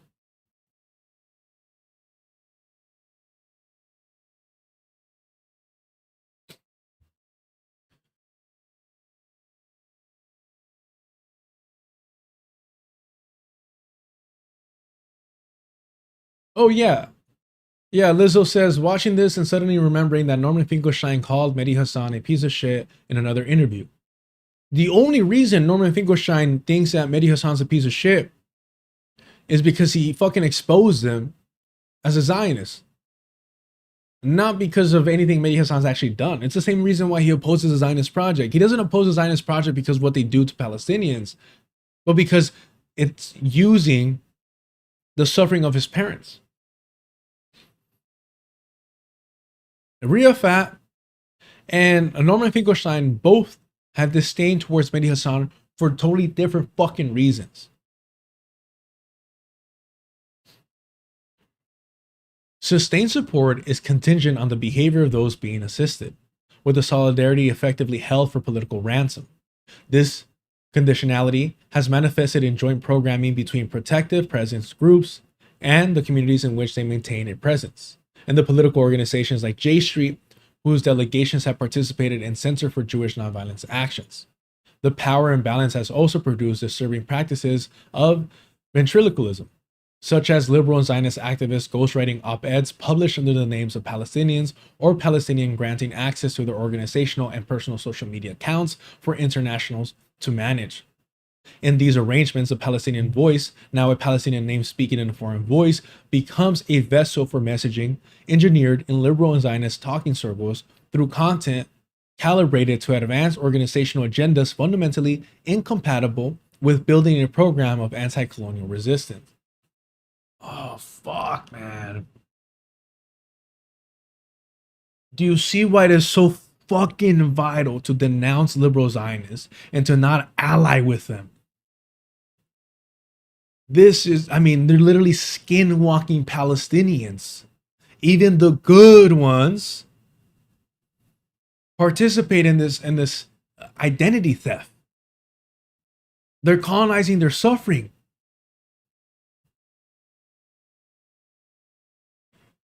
Samantha, thank you so much for being here. I've witnessed this firsthand. No, don't thank me, but I appreciate that. This is, and shout out to Samantha Sketches, just such a valuable voice. This is almost like chilling. You know what I mean? Like it's almost like The Thing, right? Like this is like they're just stealing Palestinian identities left and right. And motherfuckers try to downplay J Street, right? Because AOC's what is he, like the international AOC's international what role does he play? Matt something, right? It's not Matt Bernstein, but it's some shit like that. Matt what's this fool's name? J Street, he was on with Hassan Piker not too long ago. Shoot, why am I forgetting his last name? Matt Duss. I can't pay attention because I'm on that Duss. Yep.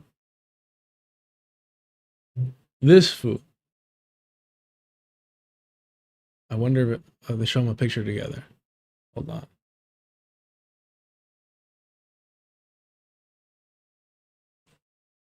Where is he? This guy. Sanders and AOC foreign policy advisor Duss. Yeah. Absurd to think that bombing Iran without troops on the ground is anything but US at war. He'll say shit like this. This is a Zionist through and through. Hassan Piker had a friendly little fucking chat with him. You think Bernie Sanders would have somebody as his foreign policy advisor who wasn't a fucking Zionist? Come on now. That's J Street shit right there. But calling Hassan Piker a fucking Zionist normalizer is a step too far.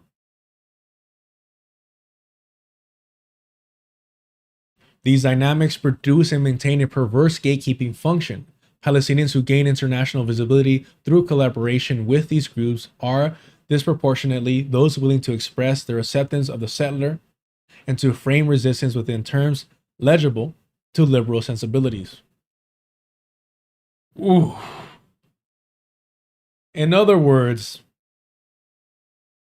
I think, what would we call these? Like soft compradors? I mean, they're outright compradors, but they have a gentle touch to it, right?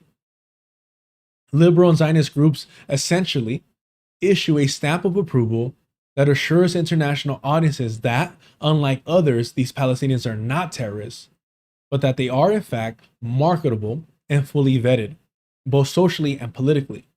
Many Palestinian names in the Western audience may recognize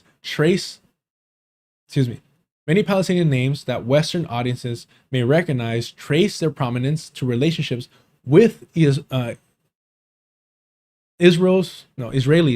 always struggle with saying Israelis. Or reading Israelis, I should say. Many Palestinian names that Western audiences may recognize trace their prominence to relationships with Israelis who provided access to networks, organized speaking tours, and performed the legitimizing function of vouching for their moderation. The infrastructure of liberal and Zionist solidarity thus becomes one of the primary channels through which Palestinians can be heard internationally, but only if they accept the terms of their own dispossession as debatable rather than criminal. There's a section in Perfect Victims. There's a section in Perfect Victims where Muhammad Okur talks about this and experiencing this at a very young age, to the point I think he was like, there was something about Obama there. I can't remember. I don't know if he was writing him a letter or something like that. But he was around like the White House, something. It's been a while. It's been a while since I read it. My apologies. But what I will say about that, hold on, is I thought, and you look, call me out. This is the EPUB. I hate the fucking ebook. Why don't I have the... Hold on.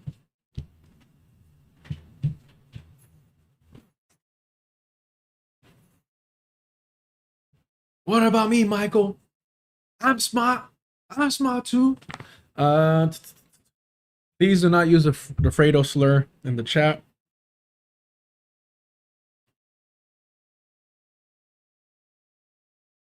Give me a sec. Give me a sec. Give me a sec. Come on. Come on. Come on. Come on. What I will, as I'm stalling here, stalling. Yes, stalling. You're doing it now.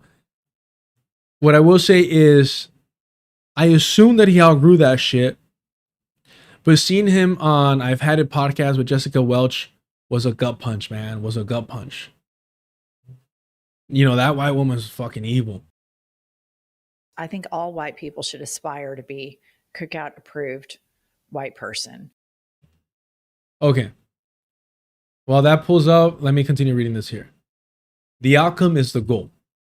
As these organizations build their capacity, their structures are leveraged in real ways to advance settler migration, intensifying the inherent contradictions of their work with members of these organizations themselves participant in the demographic project of settlement. That's literally what we just read in the fucking Haaretz article, and I hate that I have to fucking read Haaretz. But that's literally what they're saying. Like, well, we have to.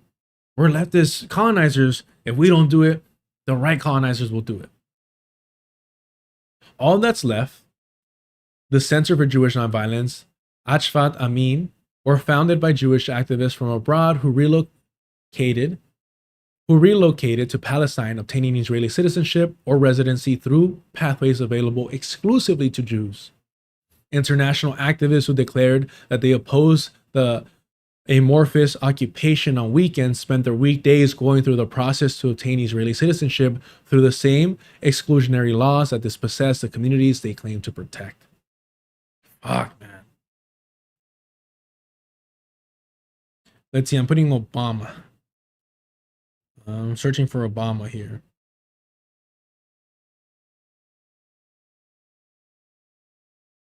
No. We're talking about Saeed and Obama, which is funny, but no.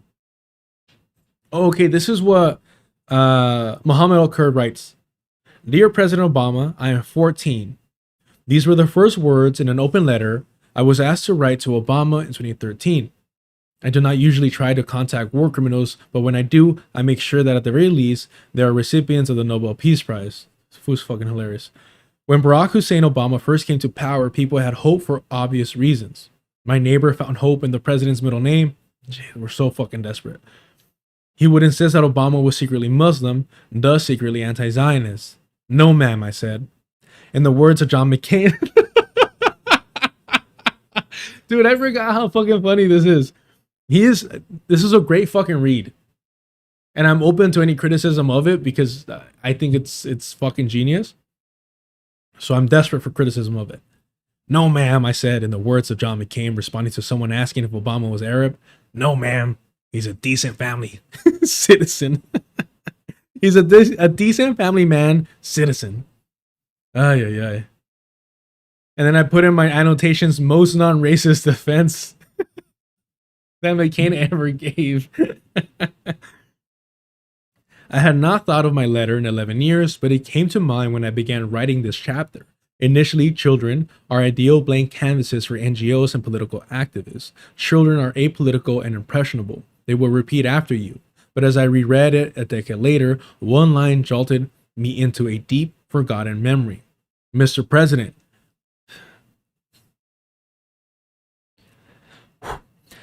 Mr. President, we want our houses back and our pre-1948 land. I immediately recalled myself on that day, leaning against the doorway of our living room, cradling the landline to my ear, listening to two Guardian editors with posh accents, arguing with them using my limited English. I insisted on making clear in the letter that I wanted the return of not only the cities occupied in 1967, but all of our stolen land, even the land that had been recognized by international borders as legitimate parts of the colony. To the editors, that was problematic. That was a problematic line to keep in the text. It was a demand for total decolonization. Still, I gave them an ultimatum. As a blossoming teenager would, they published a draft without mutilating it. If I had one wish, the letter concludes, I would get everyone's rights back. From a little ball they stole from a boy in the streets to a big farm they stole from a grandfather. Obama responded to me 3 years later, albeit subliminally. Obama responded to me 3 years later, albeit subliminally, by offering the Israeli regime $38 billion in military funding in what was at the time the largest aid package of its kind in the US history. That memory unraveled much of what I had come to accept about child advocates and children in general. How does one define childhood? What do children have to say about the world around them?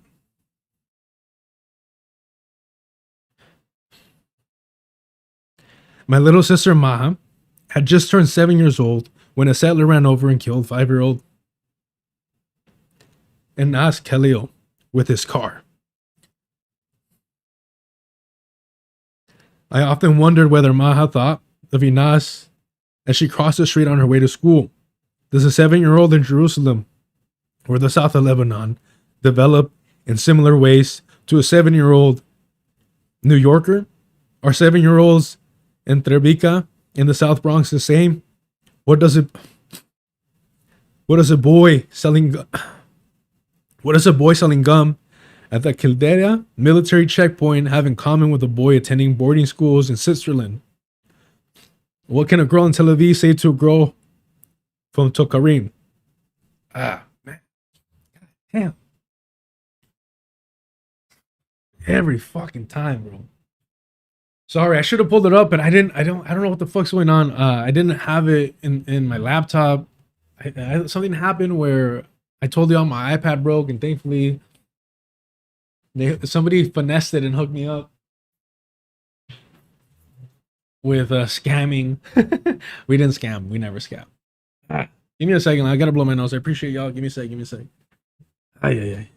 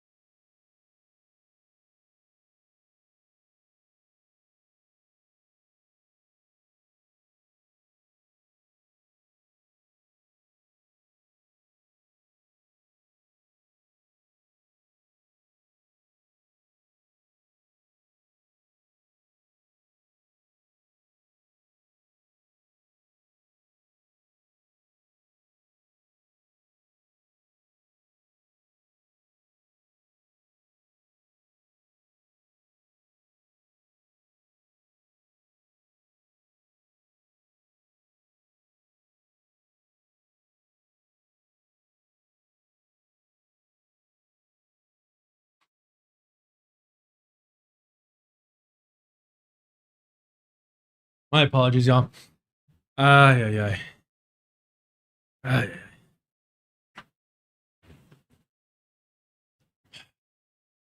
Well, I don't really share too much, but when I was younger, somebody once said, I try to keep count how many times you cried. And I lost track. I lost count. So that shit has never changed. Siempre he sido chillón. Seguiré siendo chillón. No va a cambiar. I am who I am. Soy lo que soy. Y que chingue su madre el que no le guste. All right. Oh yeah. Okay. And I should have had that up. My apologies. I don't know what happened there. Thank you so much. So generous. Appreciate it. Thank y'all for hitting up the Cash App. Thank you so much. Level 7 hype train. Just kidding. It shows your humanity. I look sideways at those who see these things and don't cry. I don't know, man. It's just a feeling of helplessness, but we're not helpless. Okay. How long? Wait, how long is this article? When are we gonna wrap this shit up? Respectfully, it's on me, not on them. It's on me. It's on me. All right, so we're just gonna skip the Q&A. I'll make it something that y'all can read on your own, and we'll just wrap up over here. The structural critique here is not that individual participants in protective presence programs are malicious, nor that the material assistance to communities under attack is unneeded or unwelcome. Rather, programs that refuse to name Zionism as settler colonialism, that censor non-Palestinian actors as authoritative witnesses, that build organizational infrastructures Palestinians do not and cannot access or control, and that condition solidarity on political constraints that delegitimize Palestinian resistance cannot but reproduce the colonial logics they nominally oppose.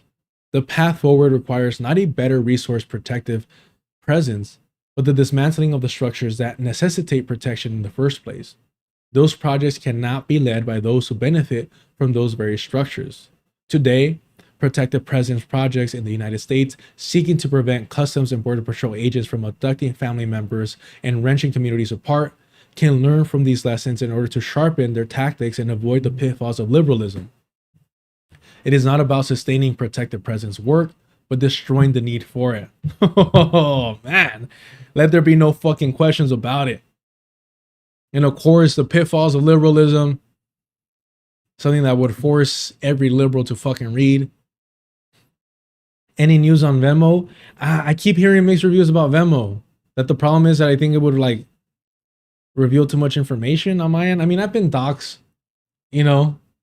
Bunker Cat's master Georgie already doxed me. All because I read an article that they wrote and published online. The lies they made up about the rich childhood. So maybe I shouldn't care about that shit. Just leak my social security number.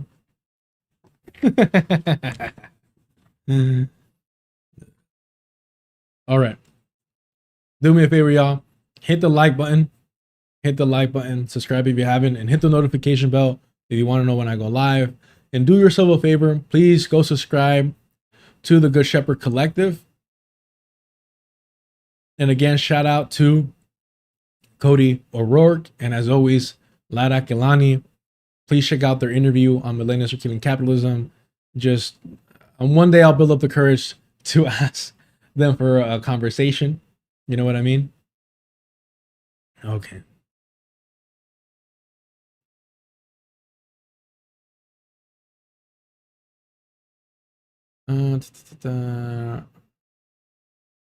Okay, yes. All right, we'll do this. To describe it as woke one is to concede the terrain. That's the first thing. I'm the person that's been running race cover for the left all of these years.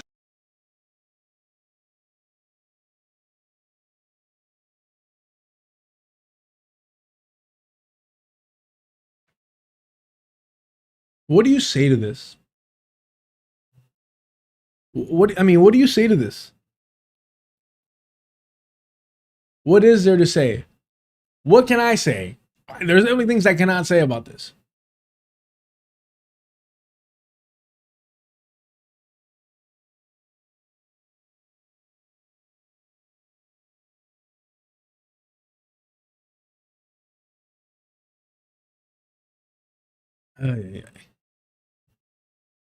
It's just so disheartening, but at least I don't know, way like, okay, cool, you're admitting it, you're speaking it. The first step is acknowledging it. But this has always been you know, the role that she's played. And it's the reason why she refused to call out Jimmy Dore and was so cozying up to him. It's the reason why she was like very comfortable with the populist movement, which is predominantly, you know, it's predominantly a reactionary white movement. Populism in a settler colonial project is going to benefit the colonizer.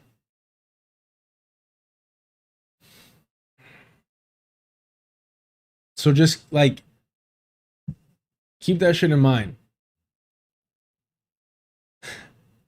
Plays. It's not so much that I'm technologically illiterate, it's that I don't give a fuck. When you're broke, when you're poor, when you're fucking living paycheck to paycheck, you don't give a shit what information's out there about you. Fucking pull up, come through. Let's find out. All right, give me an excuse. Fox, she's working some stuff out in front of everyone. I don't know. I mean, I just think it's a pivot. It's a PR. For me, I mean, I see individuals like content creators like this. The Brianna Joy Grays, the FD signifiers, right? All it is just a PR move. All it is just changing your marketing. That's all it is. And I can't help but to view it that way. This is why I'm like, I'm just going to be who I am. I'm just going to be upfront about what I believe, the situations I'm in. I'm just going to be honest, right? It makes me uncomfortable to be like, yo, like, in order to compensate for leaving 2 hours early to work so, you know, the people in the East Coast can enjoy the stream, the reality is I got to hit $50 to break even, right? That's just the reality that it is. I haven't really been pushing it on the stream today, this and that. Like, just, but it is what it is. I'm upfront about shit. I was realizing that my first stream was 3 years ago. I didn't monetize the channel until what, like this year? And I'm just saying, like, I'm just trying to be blunt and honest and direct about who I am and what I'm about. So I don't worry about much.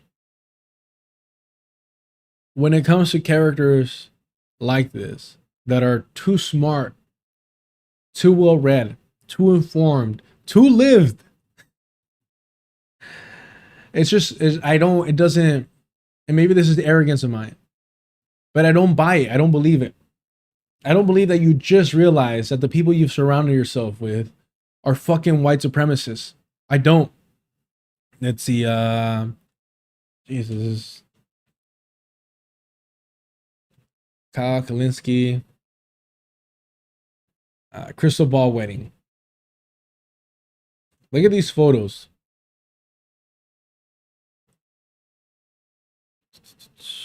Close, but not it. There's a group. Oh, this one, man.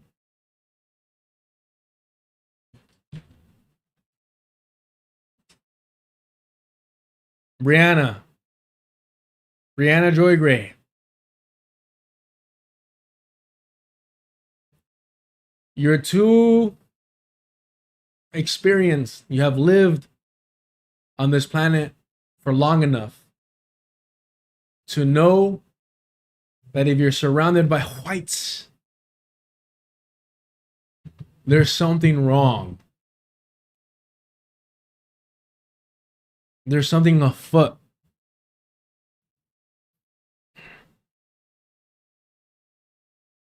You have Zach and Gavin, who have both done Zionist revisionist history in defense of the Zionist guru, Marianne Williamson.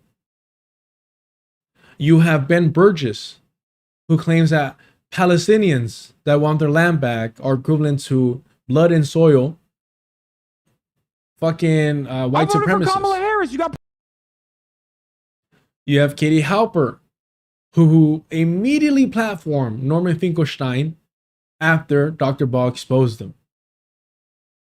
And yes, you have Shoe on Head over here in the corner. I don't know who this fool is, but I'm assuming he's some type of skinhead. Yeah, man, this is grotesque. Haruto, thank you for the super chat. That is Shoe on Head. No, her and Katie Halper are so cool, no?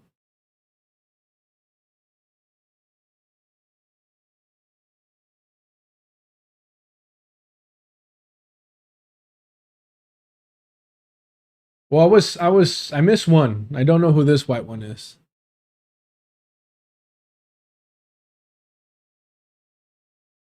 All right, let's get to it.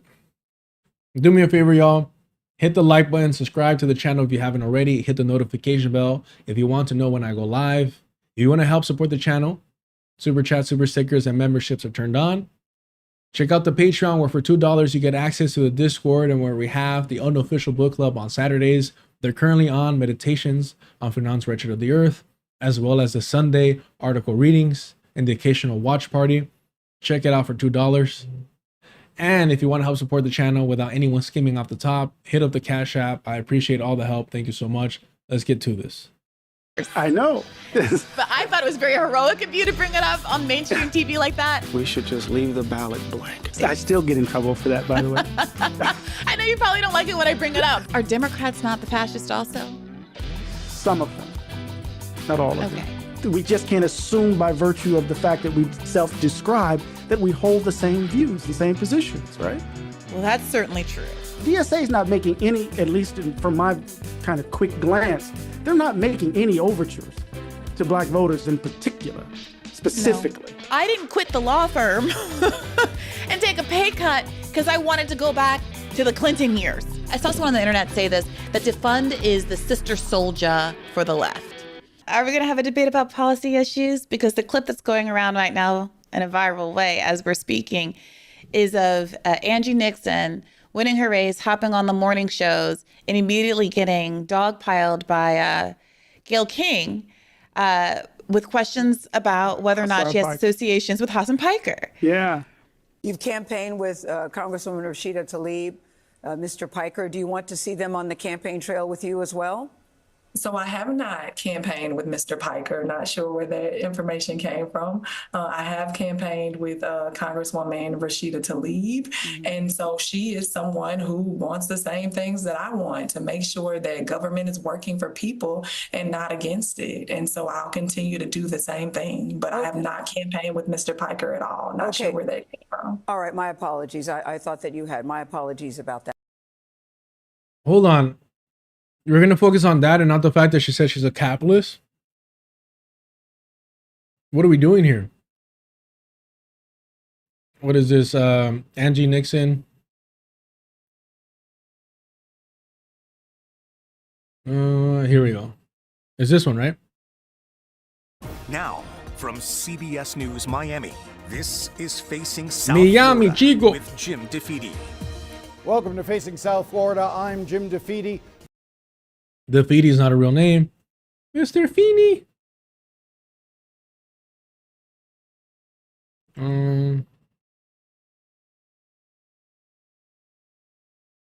That can't be the only one. Is this the right one?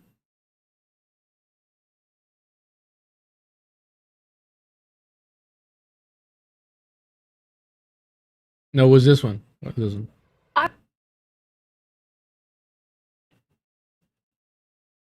Well, technically this one, right? The stage is set for the... It's just a longer clip, I guess.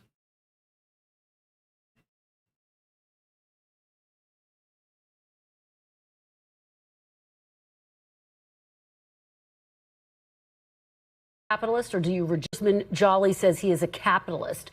Would you call yourself a capitalist, or do you reject capitalism?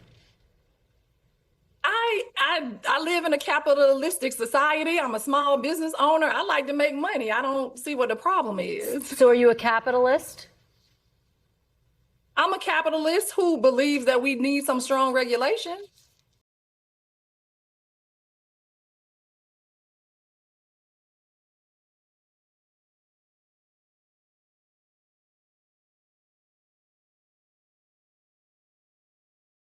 Usually they're lying. And Ashley Moody knows that I'm not a socialist. I joined the DSA because I believe in them in regards to fighting for adequate public housing is in regards to socialists. I joined the... Usually they're lying. And Ashley Moody knows that I'm not a socialist.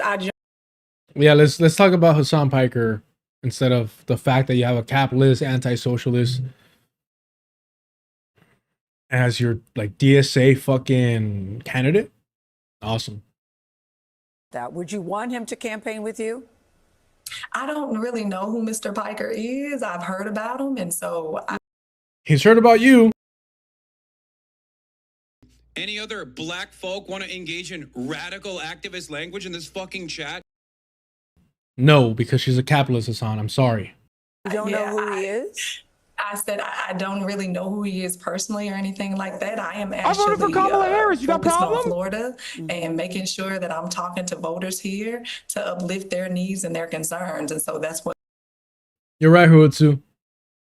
You're right. I think that Angie Nixon is stealing AOC's accent for sure. But my focus is going to be over the next 76 days.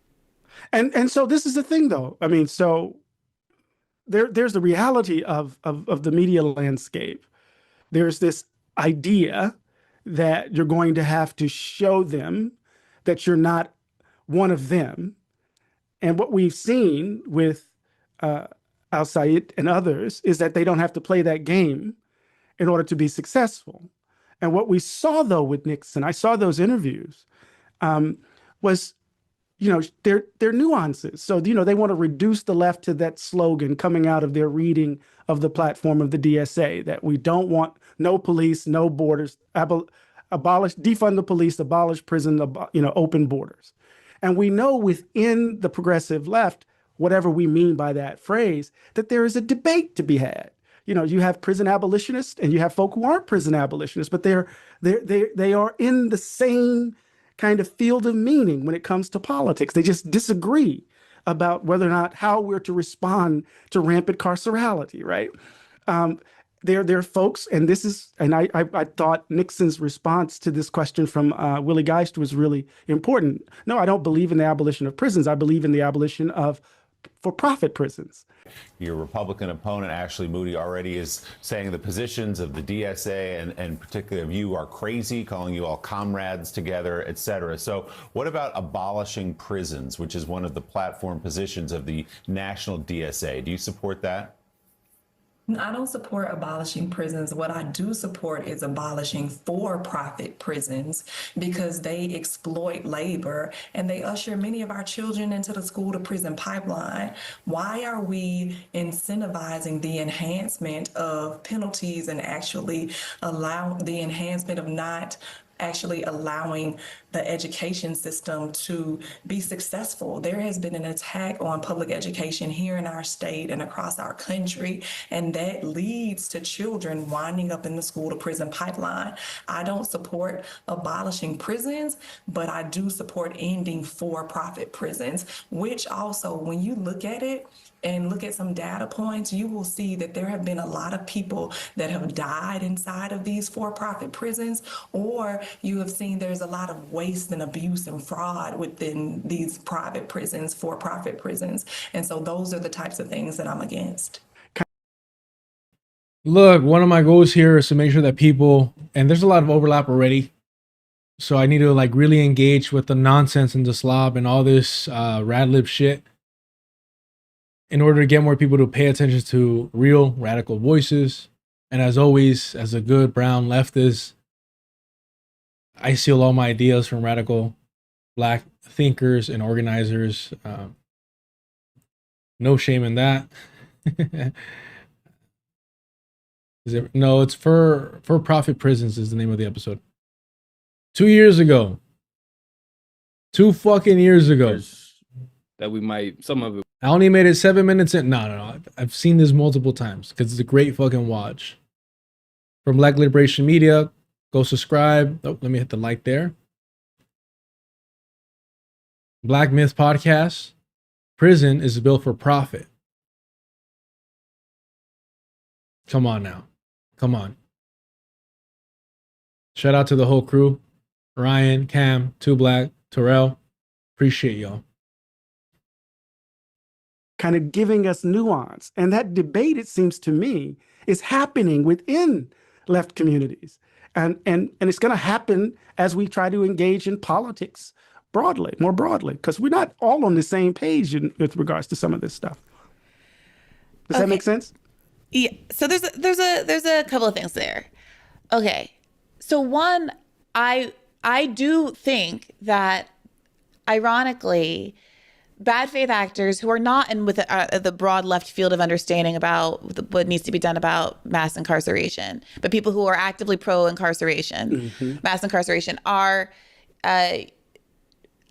ironically making police reform conversations front and center for the first time since 2020, because they're trying to demonize the left with them. And there's a part of me that is at least happy that we're willing to talk about it again, because it's been a long time since 2020 when anybody even talked about basic issues like getting rid of cash bail, or acknowledge the fact that we have 2 million people in jail, and that's the largest prison population in the world, and not by capita, just by raw numbers. A part of me is glad to be having the conversation, even under these circumstances. So I do want to say that there are some conversations happening and some nuance being injected into what has been a very black and white, do you believe in abolish, do you believe in defund discourse over the last 6 years. Right. That being said, those moments of opportunity to actually have the conversation and explain what defund is, for example, are so few and far between. And I did not, frankly, love Nixon's answer there, because private prisons represent a very small fraction of all of the prisons. And if we're talking about the sort of abuses both of the carceral system and of the criminal and justice system, talking about private prisons is a drop in the bucket.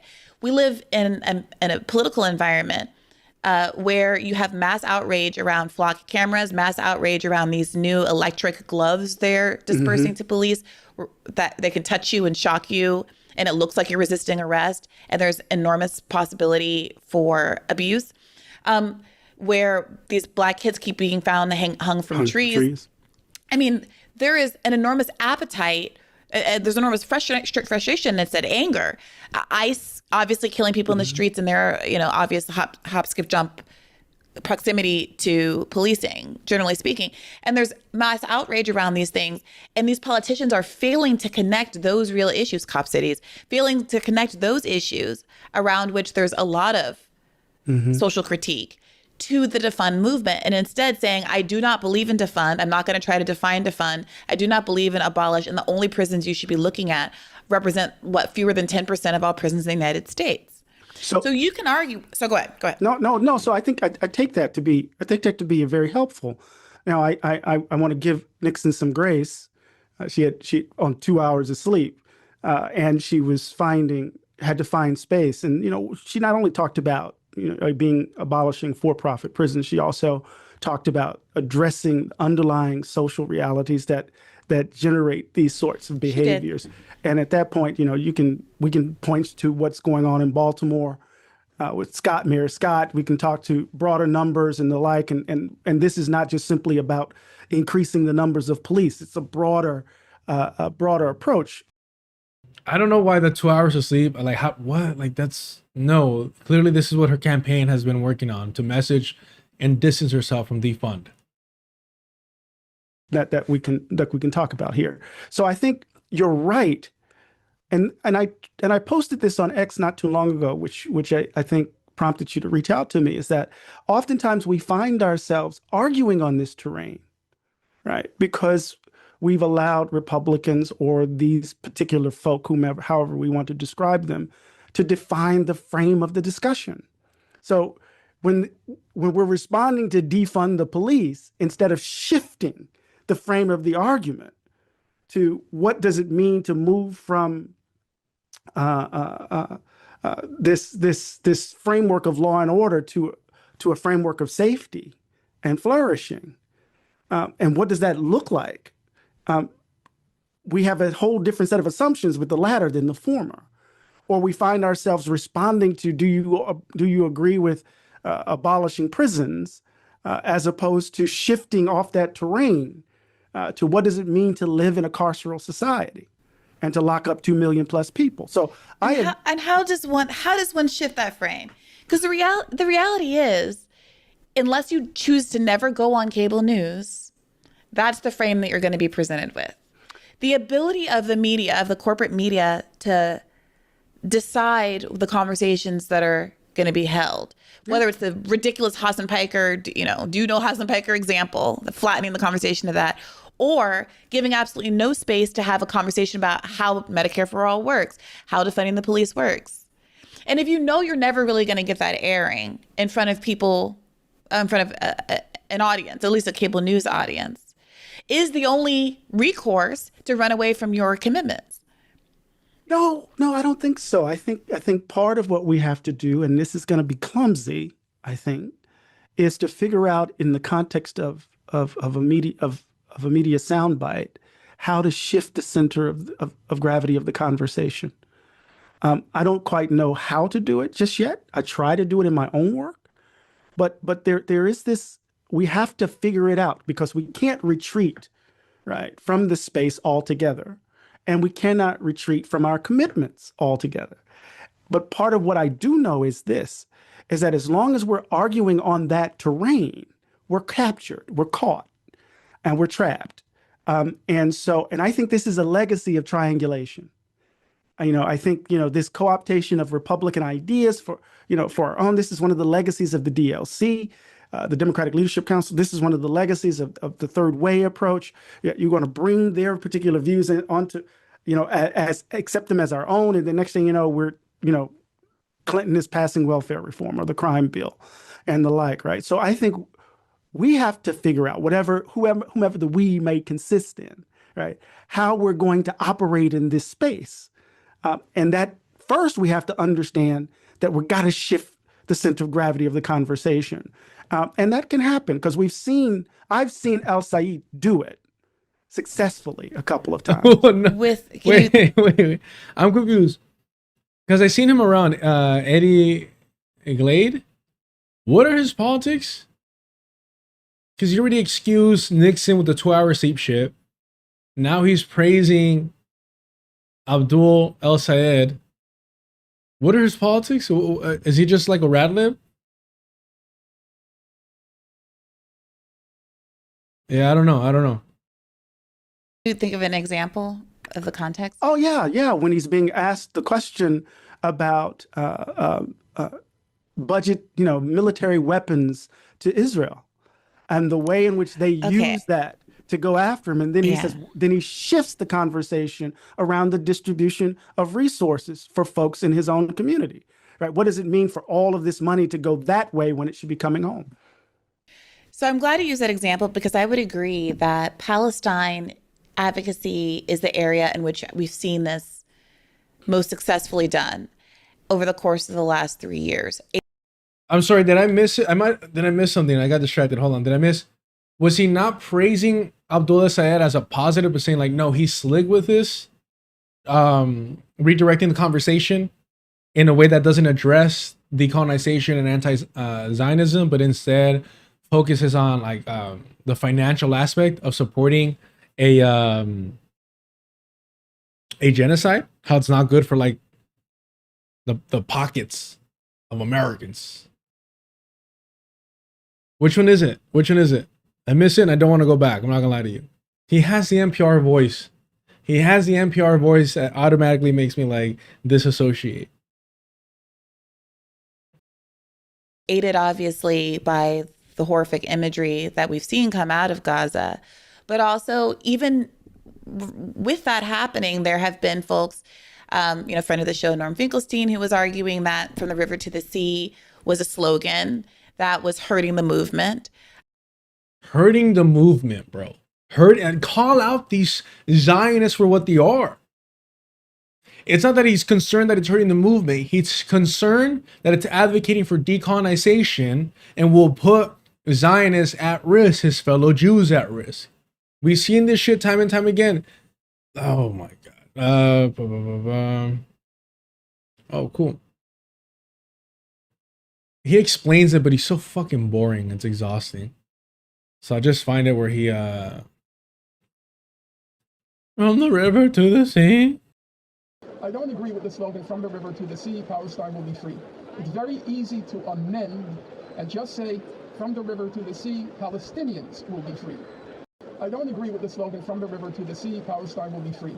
It's very easy to amend and just say, from the river to the sea, Palestinians will be free. There's a longer version of that, and I'm not sure if I have it, where he explains why that is.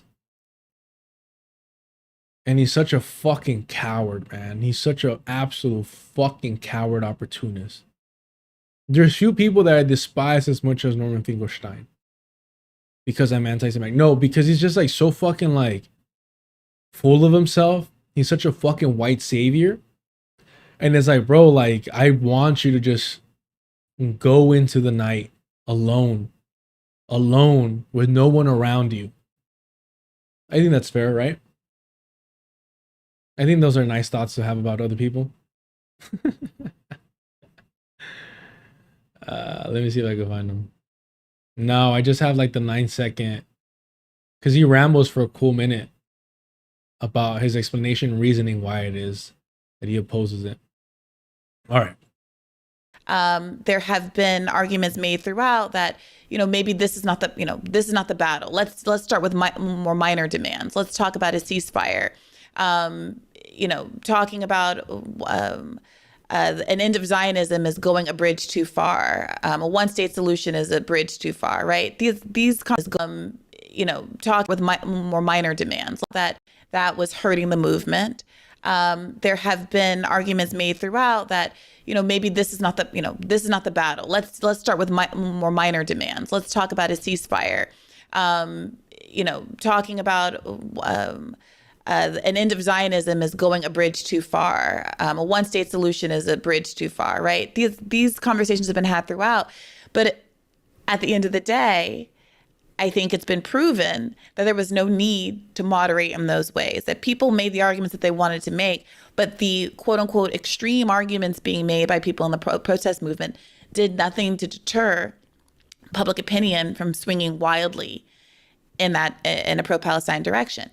And that is precisely why I'm so frustrated. We have seen interlocutors like Zohran Mamdani, who is so gifted in reframing and changing the conversation, and who did so with respect to Palestine, not only failed to do so with respect to criminal justice issues, but to actively tie public safety to increased police funding in his statements in a way that is moving us backward, not even just maintaining the status quo.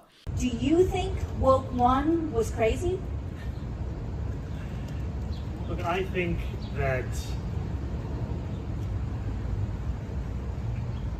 each person has a responsibility to tell New Yorkers, to tell Americans when they're running for office what they believe.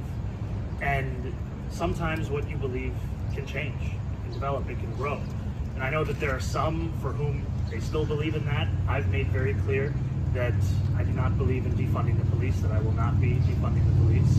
And that to me, delivering critical public safety also looks like working with our police department alongside many other partners. And we've seen over the first 7 months of this administration what that can look like when we're talking about the fewest murders on record in New York City, the fewest shooting incidents on record in New York City. And that to me is how we measure a lot of our public safety. Thank you. And given that we know that he has the skill level to do this and has had the courage to do so in a different context. What courage, bro? He was on Fox News eating a fucking boot. What courage? What the fuck? You can literally not call Zohran Mamdani courageous. You just can't.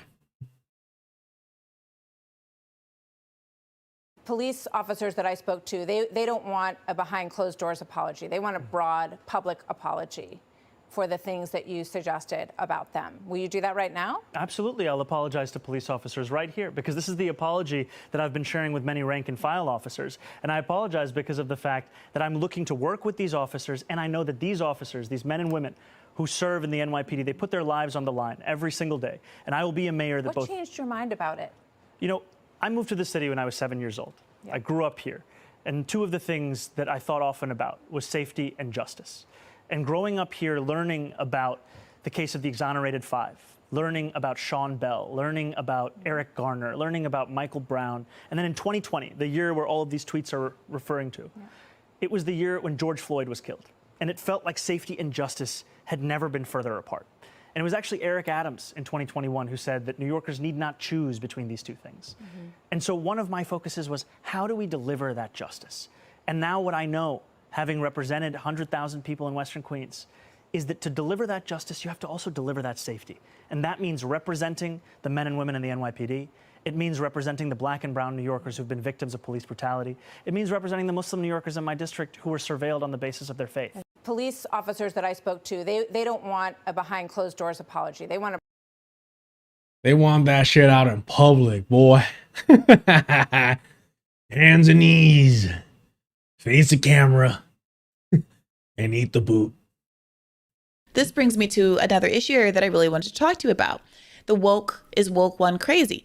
It is difficult to ignore that the specific area that seems so readily thrown under the bus has to do with issues that are related to Black interests. Now, I hesitate here only because I do think criminal justice issues expand in relevance well beyond the perimeters of Black people. Sometimes I do wonder if framing these issues as Black issues discourage broader participation in them, given that it's poor and working class people who are disproportionately targeted, harassed, killed by the police. And that all of the issues with flock cameras, surveillance, and the like should be folded in, and those are not perceived to be Black issues. That being said, I do wonder if the current perception of criminal justice issues as being disproportionately Black issues make it easier to discard them and to characterize them as woke one is crazy, as a silly, youthful frolic and detour from more serious political commitments. Yeah, so, I find the characterization of woke one to be puzzling, and I find the conclusion that woke one, whatever they mean by that, to be crazy, to be odd. And let me just Stop. And please check me, call me out, do what you gotta do. When they say woke one was crazy, what they're saying is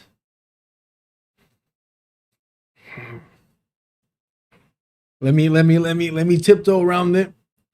Let me try and avoid the eggshells. And let me just put it this way. Y'all got too loud.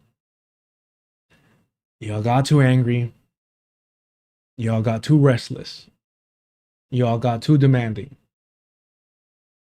Fill in the blanks where you will, where you want. But that's what they mean. Woke one was crazy is, did you see what they did to the cities?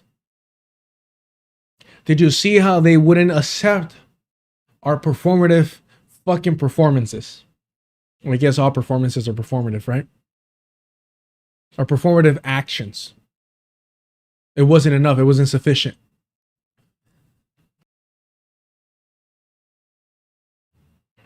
But it's a reactionary fucking position to take. And of course, you needed someone like Che Ose, who was already slapped down by Zohran Mamdani's allegiance to Brad Lander, or excuse me, allegiance to Hakeem Jeffries. Slapped down, and Che Ose is like, all right, I want to play the game. I want to be a player. What do I have to do? And so they used a Black man who had all this leftist support because he, was screwed over and he wasn't supported and allowed to challenge Hakeem Jeffries. They used him as the linchpin, as a starting point, as an epicenter to mock and denounce wokeness, right? To make a rightward turn into smearing what woke represents. That's the problem. And who did that? Who was quoting him? None other than La Reina herself, Alejandra Ocasio-Cortez. And so you have a brown woman citing a Black man, both with leftist credentials, to start smearing and changing the conversation. Holy shit. Are you serious, buddy? Motherfucker scared the shit out of me. He stretched. He got a good stretch in. I'm not gonna lie to you. I'm not even mad at him. That was a good stretch. I was like, what is happening? So they use them to change the whole narrative and conversation. And it's the same shit I'm saying about Zohran Mamdani, Abdul El Sayed, and Hassan Piker. They're using these Muslims to whitewash a genocide and accept that you're going to continue supporting a genocidal Democratic Party that does not value Palestinian lives, aka Muslim lives. Say, because it's connected to our previous discussion, right? To describe it as woke one is to concede the terrain. That's the first thing, because we know that wokeness in the hands of the broader mainstream public has been used as a kind of negative characterization, right, of a mass movement aimed to push the country, particularly in response to a policing crisis that was disproportionately impacting communities of color and Black communities more specifically. So to even call it woke one is to concede the terms, right? Because we're in the midst of a woke scare, like a red scare, a woke scare, and its aim, right, is to discipline us vis. And I would love to know what Dr. CBS, and maybe it's beneath her, and I would never dream of wasting her time. But that phrase, a woke scare, and please check out her conversation on psychic militancy with Lada. That was a great conversation. I'm almost done with it. But it just happened a few days ago.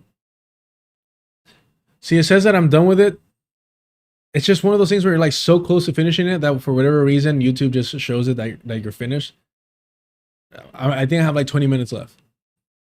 But I would love to know what Dr. CBS thinks about this term, woke scare.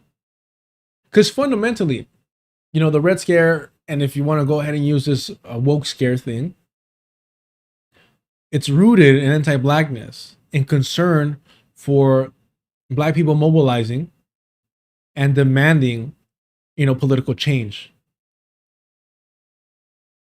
So I'm not gonna lie to you, I'm kind of digging this. But fundamentally, it's just rooted in fear of Black people organizing. And I was thinking a lot about this recently, and it's a thought that I've played with before, because of how successful the United States, Europeans were at eradicating and ethnically cleansing and displacing indigenous people.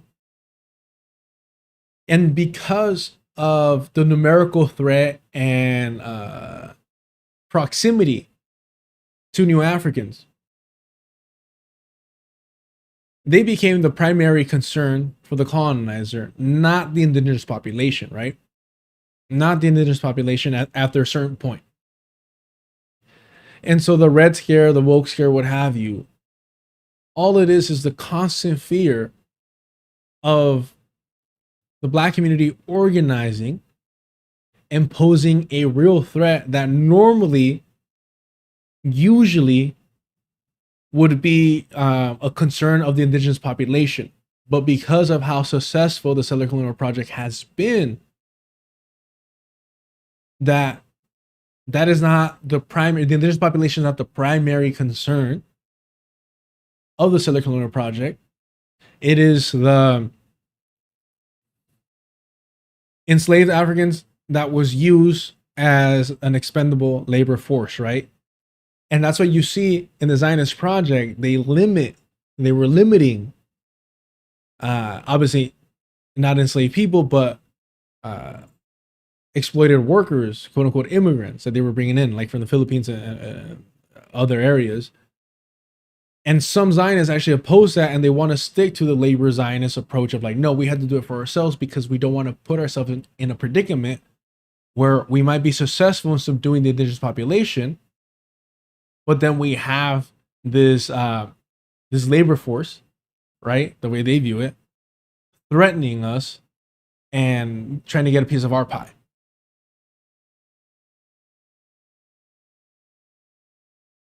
IDK, if it makes sense to separate New Africans and indigenous folks like that.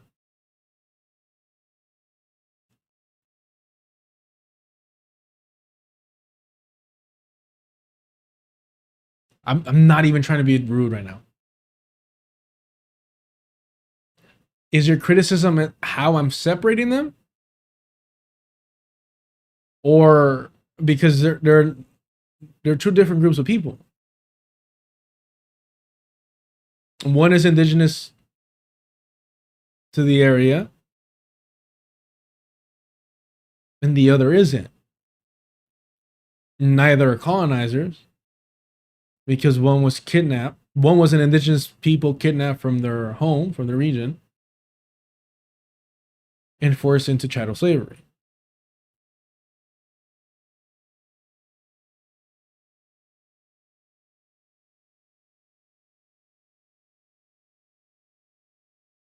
So how would I separate them? How would it be appropriate to separate them? Okay. Vis-a-vis certain issues, right? So we have to reject that language. Plus, the woke one isn't that period. Woke one is probably Thoreau's, Walden. It's Emerson, right? Because sleepwalking is a bad thing on their view. So you have to be awake. I mean, this is Ralph Waldo Emerson. This is not some young kid who's calling for the defund of police. So the first thing we have to do is to reject the frame. I think the second thing we have to do is to begin to disentangle some things. And of course, we've been talking about the difficulty of having nuanced conversations and on mainstream platforms, but we have to do this because I think the craziness part is usually tethered to not so much the protest and the demands around policing. It's usually the crazy part is tied to kind of liberal sentimentality and its interpretation of the demands of Black Lives Matter, right? So it's really about sentiment, feeling, right? This talk of white privilege that really, you have to interrogate it. The ways in which anti-racism or being an anti-racist was embraced as a corporate strategy and how that was then deployed, and the ways in which that then offered or demanded certain things of folks who were in workplaces and the like. That's the crazy shit, right? Because it was just liberal sentimentality that had nothing really to do with the realities, the structural realities that were determining the life chances of folk who were encountering the police, deepening precarity, addressing the precarity of folk who encountered those folks, the structural conditions that lent themselves to a reality that denied folks certain kinds of opportunities and certain kinds of resources. So if we're going to talk about the craziness of woke one or whatever they mean by that, we need to talk about how a certain kind of sentimentalist approach to the idea of racial justice generated some, how can I put it, some nonsense. Yes. And Baldwin said very clear, James Baldwin was very clear, sentimentality is the mask for cruelty. Okay. I think that very early on it was co-opted and immediately used as a marketing ploy, both by corporations, but specifically the Democratic Party. Just that things got a little bit out of hand, right? And worst of all was that I think with almost any other administration in the Republican Party to contrast it, it would have been successful. But the pushback of MAGA was so much that it was unsustainable to the point of it becoming a caricature of what it normally would be as a parody of a social movement, if that makes sense. So normally, yes, you would have the co-optation, you would have the compradors playing their part for the Democratic Party and for corporations that invest in the Democratic Party. But because you needed like that counterbalance to what Donald Trump's administration and the Republican Party was doing, that even that parody became a caricature of itself, and you end up with Nancy Pelosi taking a fucking knee in a kente cloth. And it's like,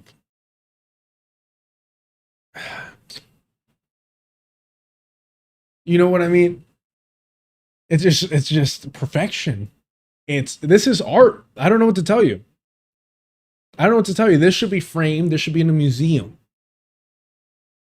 This is something that you need to look at and just really, I mean, look at the details, bro.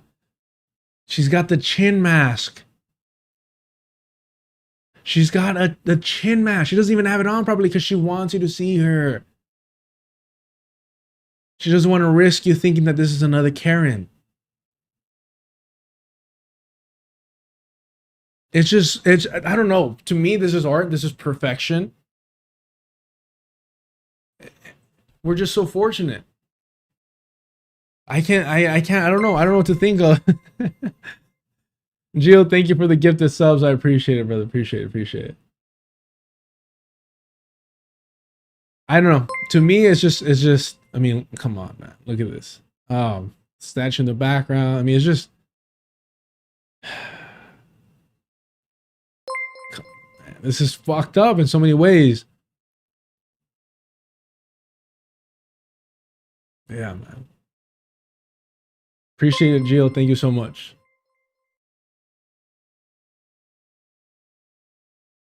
Do y'all think the Democrats still have the kente cloth? Or did they toss them immediately after that picture? Oh, no way it was theirs. They borrowed these. These are loaners, man. Do you think that like like inside there's like an NP, like the initials for Nancy Pelosi, like in case it gets lost? Like she's like, oh no, that one's mine. The fuck? They walked into the building, they got handed them, and then just returned them. Well, sorry, their assistants returned them. But yes, I don't know what to say. If you don't find this to be like a beautiful representation of just the absurdity of our reality, to the point of like almost bringing you to tears, which I'm fighting back right now, I don't know what to tell you. They have a prop department for this sort of thing. I wouldn't be surprised.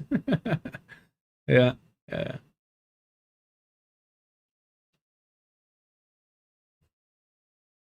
Because in the blink of an eye, 5 years, 6 years, right? All of the stuff that they were talking about, and we find ourselves here. And the only thing you can conclude is that folk were lying, that they weren't telling the truth. Yes. But that's the what's so frustrating and ironic is that the people who were pushing that version of woke, that they were going to supplement sentimentality for real material changes to the system, were not the left. It was liberals who were frankly trying to use that sort of racial sentimentality as a cudgel against the more class-first politics of the Bernie Sanders left movement. This is so disorienting. She starts talking about the left. I'm like, all right, yeah, cool. Talk about it. The Bernie Sanders movement. And it's like, what the, that wasn't, you mean the independent that ran as a Democrat? That was afraid to run as an independent once he got cheated out, at least the first time. The second time was just, oh, my dear friend Joe. Not even willing to put up a fucking fight.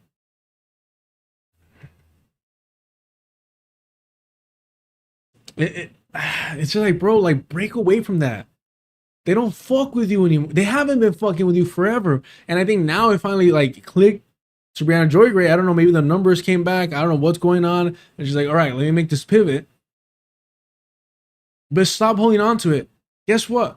The whole Bernie bro thing, yeah, it was overblown. But there was some basis to that. These are class reductionists, right? These are class reductionists that don't want to hear black and brown people, indigenous people complain about their situation. Because they're like, oh, we're all working class. We're all in this together.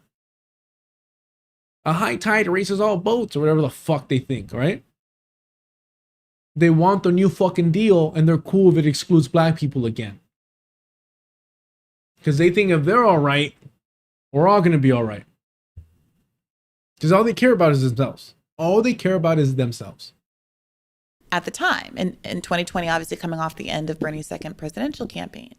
But it is not the mainstream liberals who embraced woke, as it were, as a cudgel who are doing this introspection about how we need to have a new sort of politic. It's the left who never really engaged in it in the first place, who seem to be using the possibility of electoralism, the potential of electoral wins as an opportunity to just proclaim out of nowhere, oh, we're willing to jettison a project that was never really ours, at the same time that we attached to it the real substantive, well thought through material policies, like I'm trying not to use the word reform, but I'm also trying not to use the words abolish and defund since they are so problematic for people, but real changes to a criminal injustice system that is designed to protect private property and the elites, does not solve crimes, does not create public safety, and which sucks about half of all of these major city budgets, paying police chiefs almost $1 million a year. This is a system that absolutely needs to be defunded. So what does that say? What does that suggest on your view? Right? So, well, yeah. I mean, but this is the debate that sent Richard Wright out of the party. This is the debate that led Ralph Ellison to kind of we could talk about a whole range of folks in the 1930s, black folk, right? Who were attracted. Please do tell us what happened. No, I'm just talking about a whole range of black folk who were attracted to, say, the Communist Party, right? And because of its Black Nation thesis, who then found themselves, once there was a shift in the midst of a party that was no longer prioritizing a set of concerns that affected black communities, because these folk, many of them were arguing that race was the means by which, to use Stuart Hall's language, the mode by which class was experienced in the United States, that we can't disentangle these things. So what does it mean that the folks that you've just described are embracing the characterization of a part of a movement, a characterization that they themselves did not hold, right? As a kind of, as a way of talking about their own choices in the current moment as they have acquired power and electoral successes, right? What are we seeing? This is the question I'm asking you. What are we seeing in the very thing that you described that may have historical resonances with regards to the left and race? It puts me in a really difficult position. Because I am someone, look, here's what I argued. And here's what I argued in response to Ta-Nehisi Coates's great first white president piece way back in the day after Trump won the first time. I wrote a response in New York Mag in which I argued that there's this tension that exists between black public intellectuals and other sort of liberal public intellectuals making the case for how racist America is, and that's why we have Trump, and also insisting that everything we say and do has to be read through the lens of race. So all policies have to be sold through the lens of race, which by your own telling is going to make them less popular with a 75% white country, right? 75% white country. This is why we have to oppose populism. 75% white country. This is why we have to view populism, whether left populism or right-wing populism, as a white nationalist movement, right? That's what it is. That's what it is.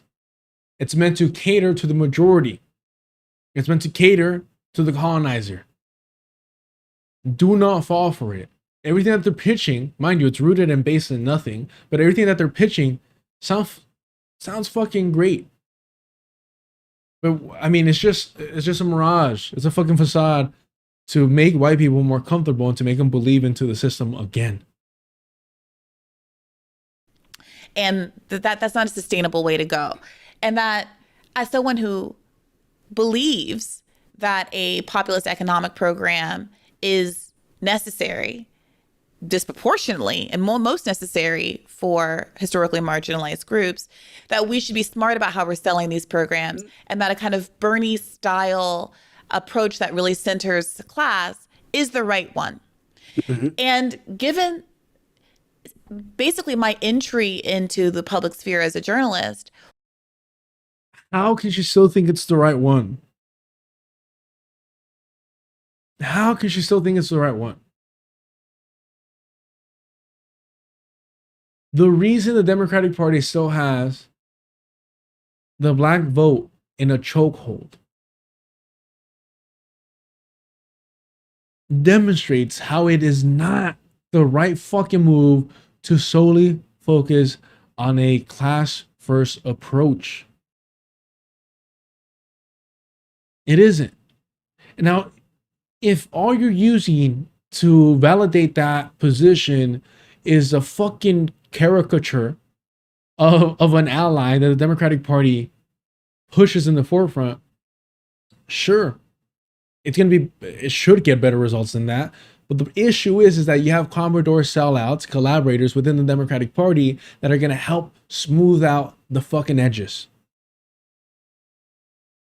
Again, the Nancy Pelosi photo that we're just crying about right now.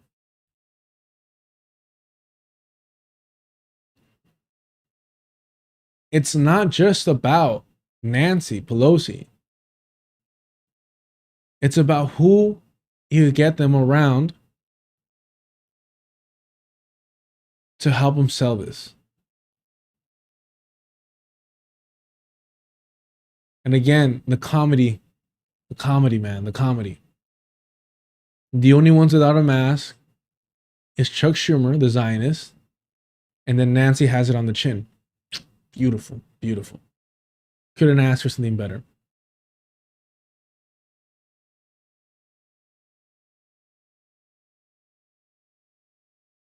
There's Jamie Dimon kneeling too. Hold on, I vaguely remember this.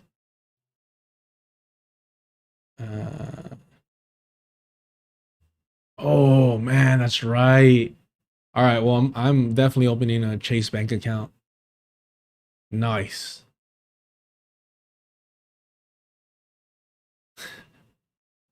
But is this for? This can't be like in solidarity though, right? Because they're not. Are they like, hell no, brother, we ain't kneeling.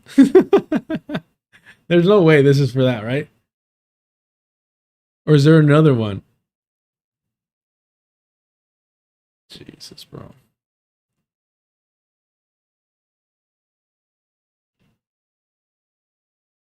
All right, well, I don't know. There's some patriots in the background, that's for sure. Was writing articles making the case for that and making and trying to expose the ways in which liberals, centrists were using race in bad faith and identity politics in bad faith, not because they had the real solution to advance the interests of Black people, but because they absolutely didn't want their corporate donor base to suffer if we had Medicare for all or free college and all those things. Okay. So I'm the person, the short way of saying that is I'm the person that's been running race cover for the left all of these years. I know. All of these years. Can you imagine to wear that shit like a fucking badge of honor?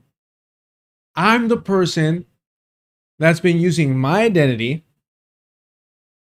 the very same thing that is targeted by the state, to provide cover for all these fucking whites. And I've been saying it. It's so frustrating that Brandon Joy Gray wasn't calling out Sam Cedar as a fucking racist, right? It's so fucking frustrating. You worked for Bernie Sanders, who's a Zionist. And maybe you can say back then, I didn't quite understand Zionism. All right, cool. But now you have to understand Zionism as Jewish supremacy that was birthed and is under the umbrella of white supremacy. How have you not detached yourself from that yet? How have you not called it out and hold Bernie Sanders as the Jewish and white supremacist that he is? 2026. Yeah. And they really loved me while I was doing it, right? The Jacobin left. They were a big fan when I was serving that role. Now that they are so readily, not just jettisoning something like the defund movement, going back to 2020, the willingness to abandon Black Lives Matter for the electoral project of getting Joe Biden, the architect of the crime bill, elected without any conversation about that. Okay. Jim Crow Joe. Okay. Many people on the left, I had a debate with, friends of the show, Crystal Ball and Kyle Kalinske, about August of 2024. Friends of the show. You mean Crystal Ball, who said that Grand Planners, Totenkopf, SS Nazi tattoo made her a ride or die?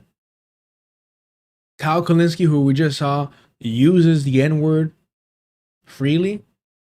You know he's still using it privately. But okay, friends of the show. Where it was, there was no race as part of that conversation or what the interests of Black people were going to be that conversation. It was just Biden is the best president we've ever had, the best for labor, et cetera, and you must vote for him. It's vote blue, matter who. Same with Chomsky. I brought up, hey, what do you say to Black people whose interests have been grandfathered in decade after decade after decade, saying, well, there's some new harm that we have to hold off, therefore we can't deal with your concerns right now. At what point are you going to deal with this our kind of original sin population? He says that's, basically selfish and you got to just stand in line and vote. Okay. Epstein's good friend, Noam Chomsky, telling Black people to just suck it up. Hey, buddy, relax. What are you doing? What are you doing? I'm going to take a photo of him so you can see what a little brat he's being. And he knows what he's doing. He's a husky. They always fucking know what they're doing. Yeah.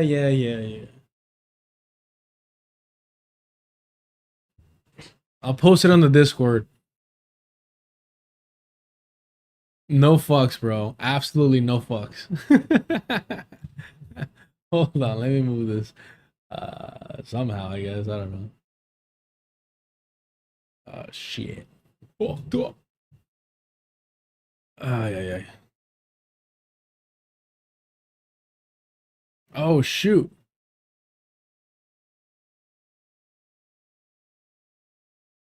Oh, it is what it is, whatever. And now when I see the left that I've been defending all this time, having not just the white left, be specific. A kind of a struggle session about what to do about these electeds, but having a very cavalier, dismissive attitude toward quote unquote woke, saying it's crazy. And doing that for the service of integrating themselves into a corporate Zionist party that they purport to want to change. You can't be crying about a corporate Zionist party when you're so glorifying burning the lifelong Zionist Sanders, bro. At the same time that the leaders of this movement, like AOC and Mamdani, are pre-endorsing Hakeem Jeffries, who is the king of Zionist advocacy within the House. Mm-hmm. You're gonna abandon us for what exactly? It's not even for Medicare for all. Like here's what I'm saying, I guess. There's a world in which I was sorted down for deprioritizing, or at least saying it doesn't have to be race first, it's race and along with the class stuff, because we were gonna get the class stuff.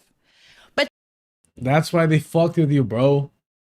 Because you were down to push it to the back burner. You allowed them to fucking play in your face, be like, oh no, we'll get to that. Oh, sort of, kind of, but let's think about the white working class, because they're the majority. They're the majority. Can't forget that. We can't win without them. And it seems like Brianna Joy Gray hasn't just come to terms with the fact that she was used, that she has benefited from white people and their fucking nonsense. Now there's things that I have to Compradors where I'll stay. But at a certain point you have to look around and realize, like, holy shit, I was prioritizing a whole lot of whiteness. And what does it mean that the figurehead is still this old Zionist curmudgeon? What does it mean? I voted for Kamala Harris. You got problems? And Gio, thank you for the super chat. I cannot fathom admitting to be a lapdog for whites on my own podcast and then continue to be one. That last part, bro. Bro, that last part is rough. It's, again, Gerald Horn. This is why I cannot excuse this fucking behavior. Hold on, let me see.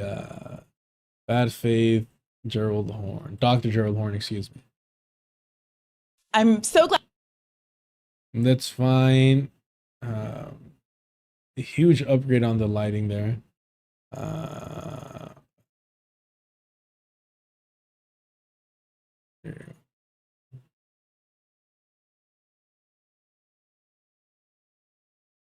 Sinema and Manchin will likely support probably the overwhelming part of the Democratic caucus in the House. Don't be making excuses for these backward Euro Americans. Why is the Republican Party, which is receiving the bulk of the support from Euro Americans, not only turning thumbs down on the Sanders initiative, which the overwhelming bulk of the Democratic caucus is backing, but so aren't these Euro Americans up in arms? So, for one, we'll see what happens with the reconciliation bill. Of course. We'll see what happens. But we know that the Republicans... We'll see what happens. We'll see what happens. Like, how can you have this? Oh fuck.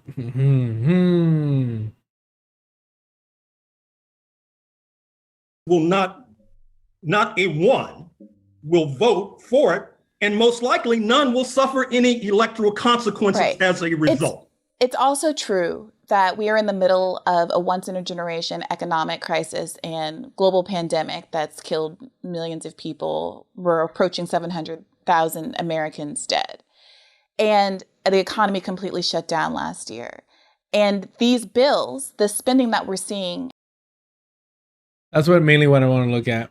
Stop making excuses for these Euro-American...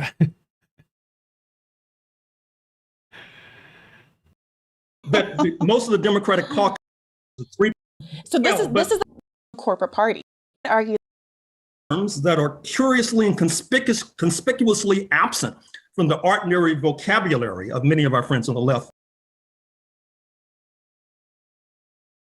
And Dr. Horn has been calling this shit out forever, man. Here it is. Be making excuses for these backward Euro Americans. Why is the Republican? But to say we're going to jettison all of our commitments, both our racial commitments and frankly some of our substantive economic commitments, for the purpose of just having a seat at a corporate Zionist table,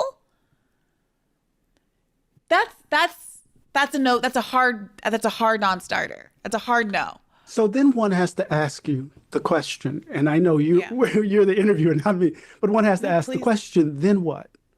Right? So, I mean, when we look at all of these elections, right, and we see, the Black Women's Roundtable, for example, in their polls showing that 42% of Black women who identify as progressive identify with DSA. When we look at the numbers of Black folk turning out to vote in places like South Carolina and the like, belying the kind of description that they're pragmatic voters or they're centrist voters. I mean, it's a kind of political amnesia, as if Jesse's 84 campaign didn't exist, right? The 88 campaign was different, but still it's to the left of Bernie. It's like right in that zone. Bernie claimed it as his own, Sanders claimed it as a kind of ancestor to his own politics. So black politics, much more complicated, much more progressive on the ground. If you control for race, we kind of sometimes we bank towards Mormons in terms of conservative, but when you don't control for race, we have almost a kind of libertarian kind of approach. Why don't you just leave folk alone? Why don't we be just in our orientation? Why don't be giving? There's a way in which we could parse the politics, right? So there's all of this that's happening where Black voters, young Black voters in particular, are just demonstrating political behavior that isn't in alignment with the general characterization of the Black folk who voted for Biden in South Carolina. Given all of that as the background, as muddled as that was, and given your prior description, then what? What are we to do? Where are we to be? Because we see what DSA, because DSA is not making any, at least from my kind of quick glance, they're not making any overtures to Black voters in particular, specifically. No. I mean, the working family, the WFP. Well, Abdullah Saeed just said that he reminded everybody that he's African. Yeah, he's from Egypt. So, man, I did not see the context of this. I did not see the context, excuse me, of this. And then I saw it here, and I was astonished that it was so. First of all, he's asked the question, and I don't think once, like, African is said. The word African is mentioned once. So it's kind of weird that he just brings it up by himself. Because they're talking about black people, right? That's what the question was. We'll hear it shortly. But in regards to the DSA, like, there's a reason why it's so white, right? There's a reason why, like, all of DSA is in love with Hassan Piker. There's a reason why a lot of them are very affluent. And it very much is a, it gives off like this kind of college liberal rad lib club. And it's uncomfortable. It's uncomfortable to be around, you know, to be honest, to be around some of them. And even the brown faces that I've come across that are DSA, they give off that social climber vibe to them. Like, oh, you want to be one of the ones that kind of made it out, and you gotta be like, oh yeah, I grew up in El Barrio. And then go fucking gentrify or kind of get along with the gentrifiers and shit like that while saying like, ah, está tan difícil. Ah, these guys are ruining my comunidad. No chinguen. Todos son iguales.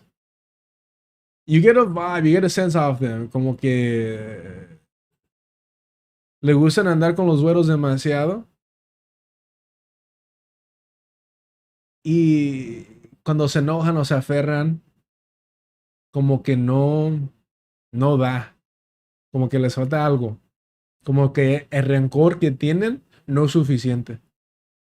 No es suficiente. And I'm not saying that they have to be all angry and fucking talking shit and trying to get down, but it's just like, bro, like, you can see how the bureaucracy has been kind of like, ah, well, you know, it just is what it is, you know. We got to work on, like, rent control, this and that.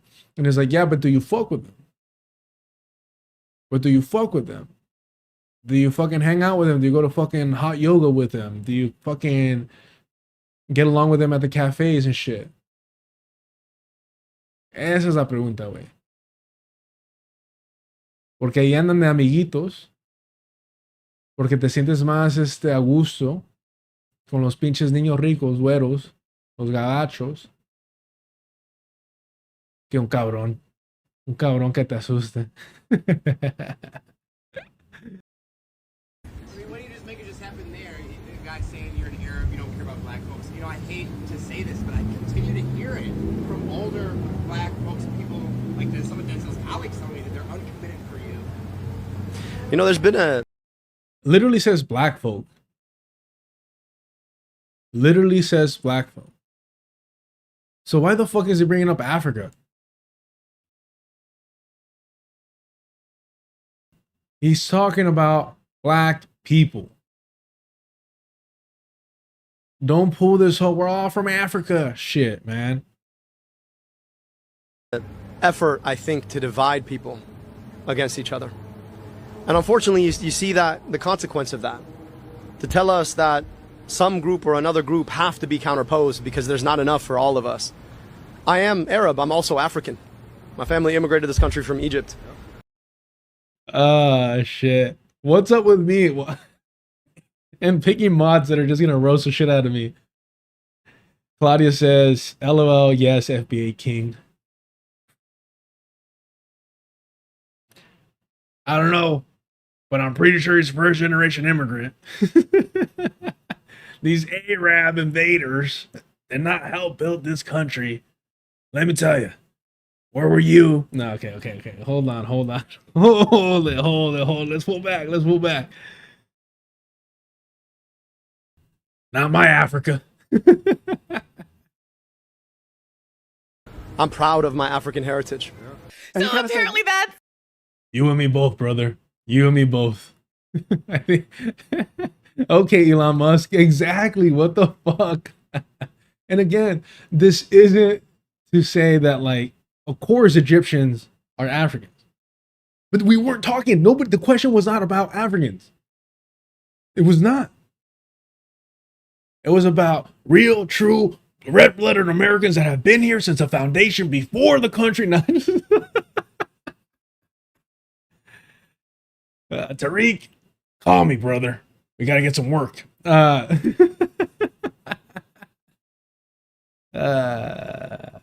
No. But in all seriousness, that's not what the question was about. I don't know what to tell you.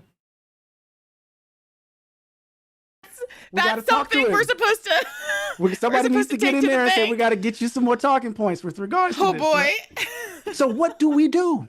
Because this is a different way. This is a different element of the idea of us being a captured electorate. Yeah. Right. So the captured electorate make that as black folk as a captured electorate makes certain kinds of sense when we're just talking about Republican. With all due respect to my fellow Africans, we're not talking about y'all right now. All due respect. No disrespect to my Palestinian brothers and sisters. But we're not talking about Palestinians. With all due respect to all my African brothers and sisters, but we're not talking about Africans right now. That was great. All right. Linstag avoids being banned for another stream. Oh man, that's great. That's fucking awesome.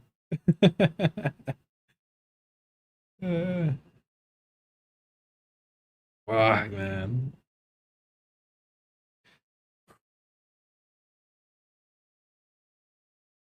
Republicans and Democrats, right? Right. That's that vote blue no matter who, right? Because if you don't get us, you're going to get them. So we're captured. So then they don't have to deliver because we have nowhere to go. Now, what happens if we concede to your description of what the left is doing right now? Hey YouTube, thanks for watching. Just a reminder that this is a podcast. You can Do we have time? I think I have like 30 minutes left. Like just thinking 30 minutes. Yeah. All right, my fellow Africans, since we all come from the motherland, we all come from the same origin and region. We are one collective human species. Do me a favor and hit the like button. Subscribe to the channel if you haven't already. Hit the notification bell if you want to know when I go live. If you want to help support the channel, super chats, super stickers, and memberships are turned on. Check out the Patreon where for $2 you get access to the Discord and the unofficial book club on Saturdays. They're currently on Meditations on Finance, Wretched of the Earth, as well as the Sunday article readings and the occasional watch party. Check that out for $2. And if you want to help support the channel without anyone skimming off the top, hit up the Cash App. I appreciate it. Thank y'all so much.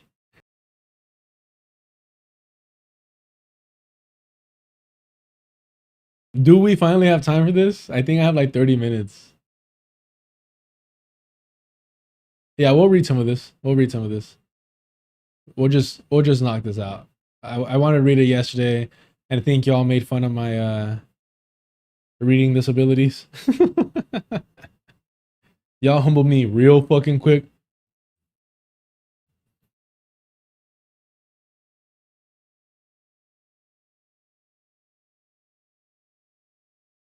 But what if I said I was indigenous from Aslan? I would be the problem.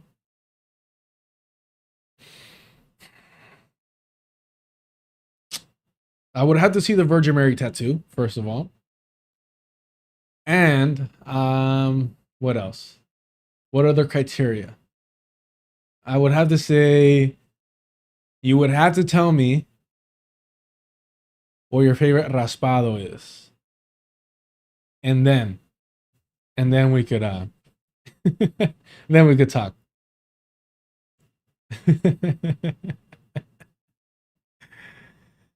Yeah. He would get you out of here so fast your cabeza would spin. Vic, I provide realistic assessment of timing. That's great because my ADHD does not allow me to last name tatted too. True, over the Virgin Mary. 100%. We're actually talking about that today. One of my coworkers, Central American, but we're talking about just not being able to afford like the pieces that we want because they're fucking large pieces. Tamarindo. Okay, I'm not mad at that. It's my favorite as well. Cheers.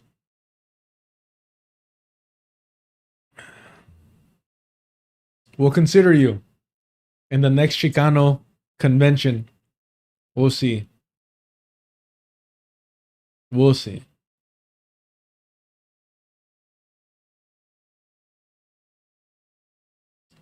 Why would you be Christian if you were really fucking with Aslan, though? We're talking about hidden colors here. Well, you see, when Jesus died on the cross and was dead for 3 days, according to my sources, he appeared in the Americas. And so that's how his word was spread here first, but that knowledge was lost.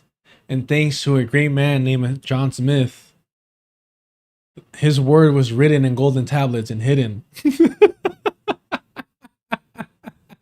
This is where I come out as a Mormon.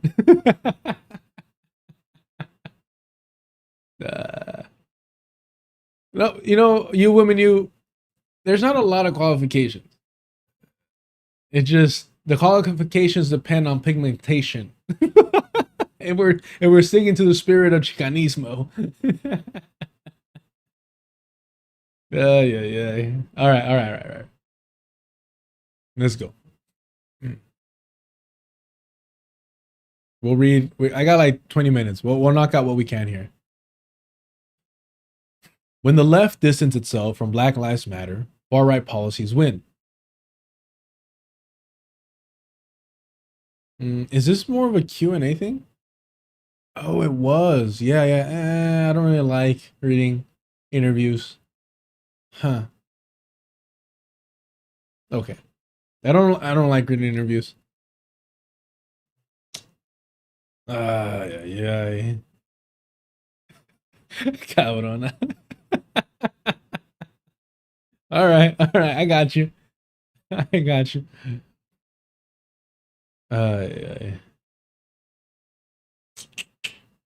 Yeah. Fuck. We're gonna have to cover this one tomorrow because this is a longer piece, and there's links, and you know I'm gonna click on the links. So we'll knock this out tomorrow. All right, let's just go over a couple of these. After the police murder of George Floyd, the U.S. exploded in protests, becoming the biggest wave of mass demonstrations in U.S. history, with as many as an estimated 26 million people marching across the country. Republicans and Democrats launched a backlash against the movement. What have they argued and done? What I will say, it is sad that while we did have 26 million people out in the streets, and while there was, uprisings,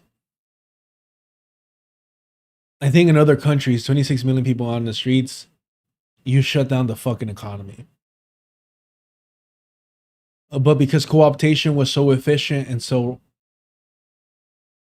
rapidly implemented, that wasn't able to happen, that wasn't able to occur.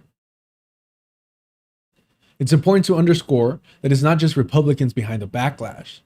It's a bipartisan establishment assault on the movement that emerged in the decade before 2020. That struggle aimed to reduce the size and power of the punishment bureaucracy, the term I use to describe the institutions the government uses to repress people, and the for-profit industries parasitic on them.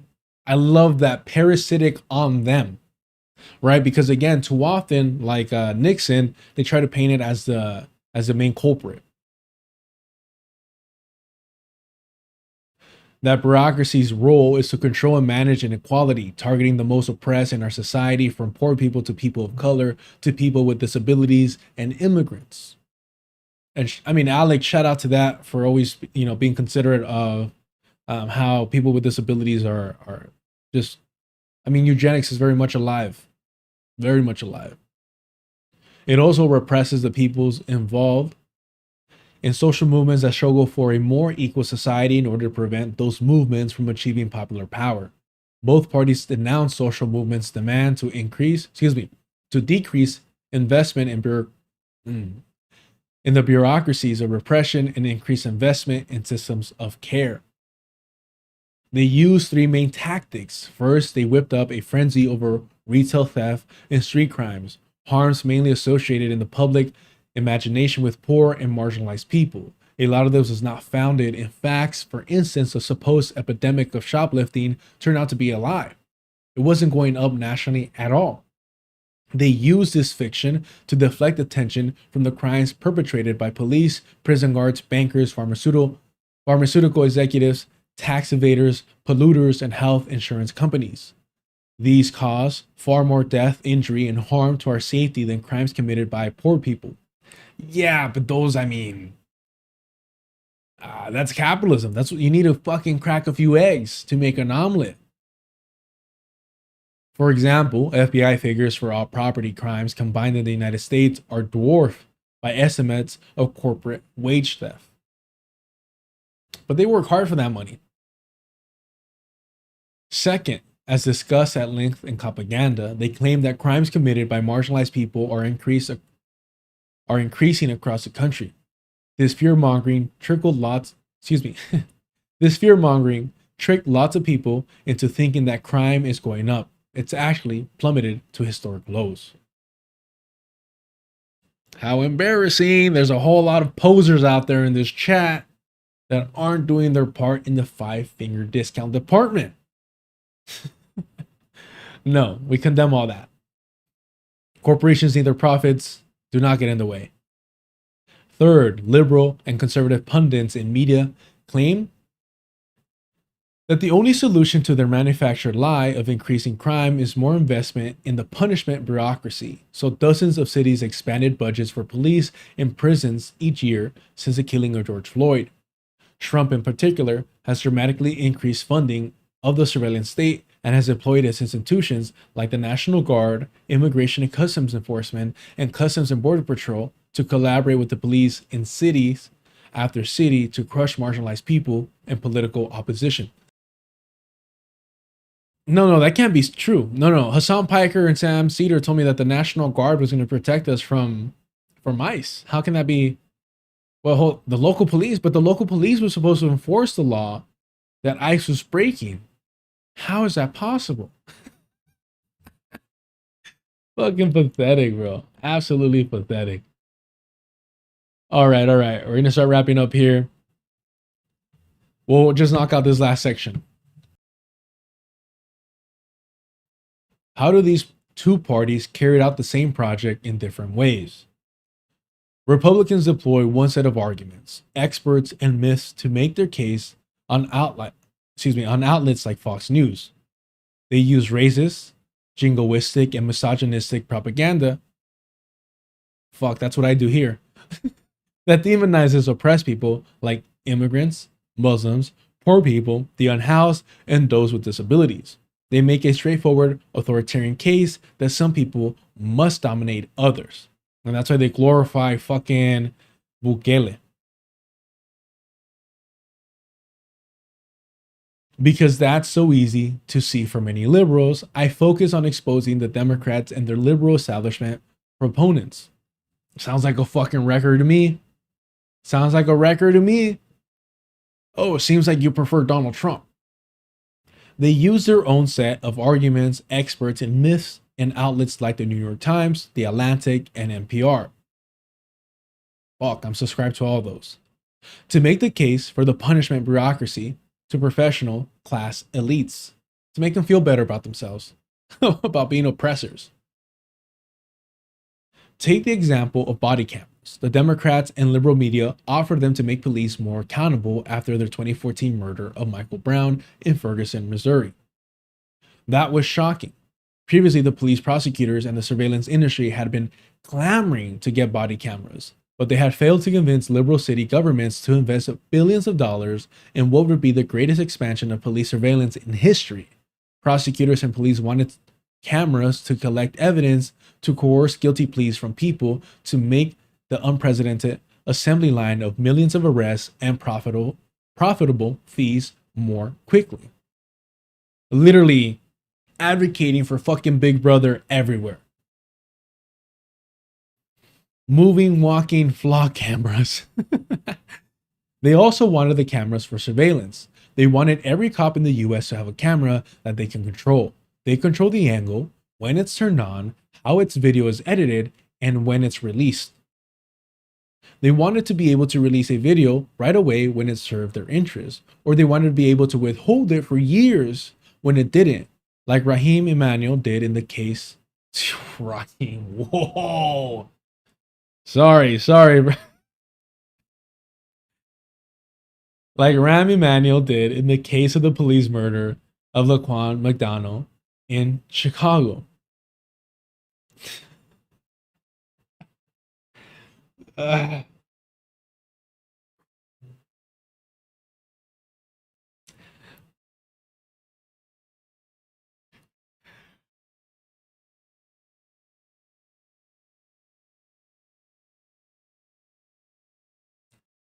don't lie about my workplace. That's all I'm going to say. I do not lie about my workplace. The police can also use these cameras to repress protest movements. They can scan a crowd with their camera and then connect it to facial voice recognition databases and AI to identify targets for arrest. This surveillance industry is now worth tens of billions of dollars.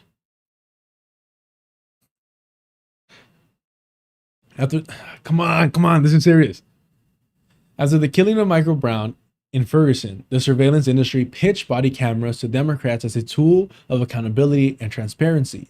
The Democrats and the liberal media jumped on board. In my book, I document many other examples of how Democrats and news outlets like the New York Times justify all this as progressive and even compassionate. Just look at how the Times covers surveillance. The paper portrays China's use of video surveillance as authoritarian, but in the US, it depicts body cameras as a tool for social justice. Yeah, I mean, it's just, when we do it for freedom. We do it for accountability. When China does it, and mind you, they're not murdering their civilians left and right. Obviously, they're doing it for authoritarian, controlling, mind brainwashing purposes, right? Oof. Hold on. We have to finish this one section. Hold on. We have to finish this section. All right. Hold on.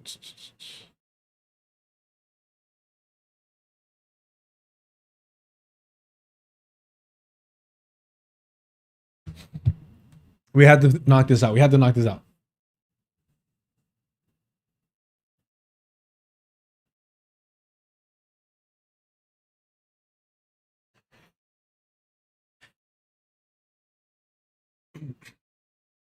Both parties demonize demands like defund and abolish as woke. They claim that any legislation that shifts funding from police to social services is unpopular.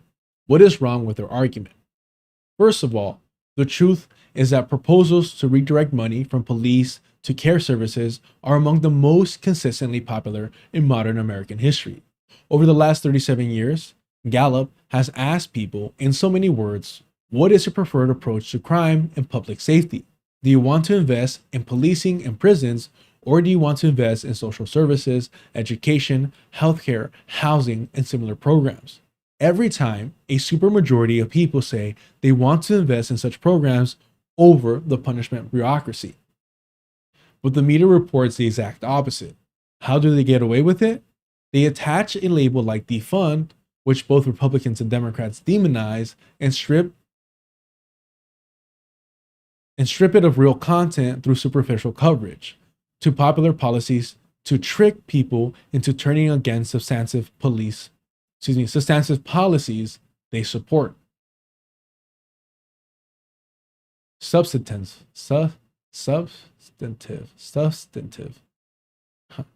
Into turning against substantive policies they support. God damn, this article is good. Hold on. One more. Recently, left-wing politicians like the New York Rep. Alejandra Ocasio-Cortez dismissed demands like defund by saying, woke one was crazy. New York City Mayor Zohran Mamdani defended her, saying that politicians can change their positions and that he also didn't support the defunding of the police. I don't know how he got that out with the boot in his mouth, but credit to him. Why have they done this? What's the problem with their arguments? Their statements are dangerous, and it's part of a growing pattern. In my propaganda newsletter, I document how liberal establishment has openly advocated repressive institutions. For example, Senator Chris Murphy from Connecticut and other Democrats taunted the Trump administration last year for not deporting enough people. Ugh. Again, Democratic Party is offering you efficiency, an efficient evil empire. They've repeatedly gone so far as to boast that their party was actually better at enforcing immigration laws and getting tough on crime. Not good enough for the Zionist Sanders. Mamdani gave credit to billionaire police commissioner Jessica Tisch for bringing crime to a record low. This is absolutely absurd. The truth is that crime is down all across the United States in city after city that Jessica Tisch has nothing to do with. Everybody who studies the evidence knows that the things that the Jesus Christ. Everybody who studies the evidence knows that the things that determine how much we hurt each other in a society. Wow, that's a beautiful way of phrasing it. How much we hurt each other. Damn. I'm stealing that. How much we hurt each other in a society are the big features of the society, the levels of inequality and poverty, the accessibility of housing and healthcare, the scale of loneliness and isolation, demographic and cultural trends, the increase or decrease in toxic masculinity, the availability of early childhood education, and so on. These are the things that affect how much we harm each other. Fuck, man. Okay, Alec, that's pretty fucking poetic. Little tweaks to the New York City Police Department or the largely similar policies across U.S. police departments have nothing to do with these trends. Whether there are 12 or 8 cops on this or that beat, and whether the punishment for some crimes is 7 years or 4, do not lower such social harms.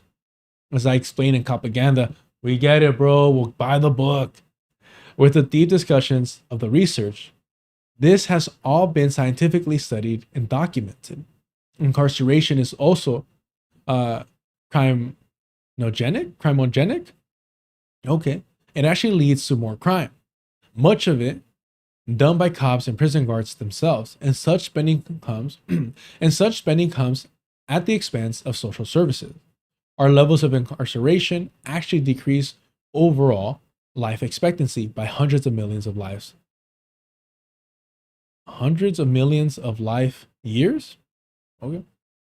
So when Mamdani gives credits to Tisch, or when Ocasio-Cortez dismisses a whole category of popular demands as woke one, they're reinforcing far-right mythologies and lending tacit support to the punishment bureaucracy. Regardless of their intentions, they're telling the public that these far-right policies of targeting the poorest people in our society, arresting people and deporting more people, keep everyone safe. That's blatantly untrue. All I know is that if I have the option between black and brown people being locked up or being free, brothers and sisters, I know what I'm choosing. That's their mentality. I don't want to see poor people. I don't want to see brown. I don't want to see black people. I don't want to see indigenous people. That is a fucking American mindset in regards of how to solve these things. Just remove it from the line of sight.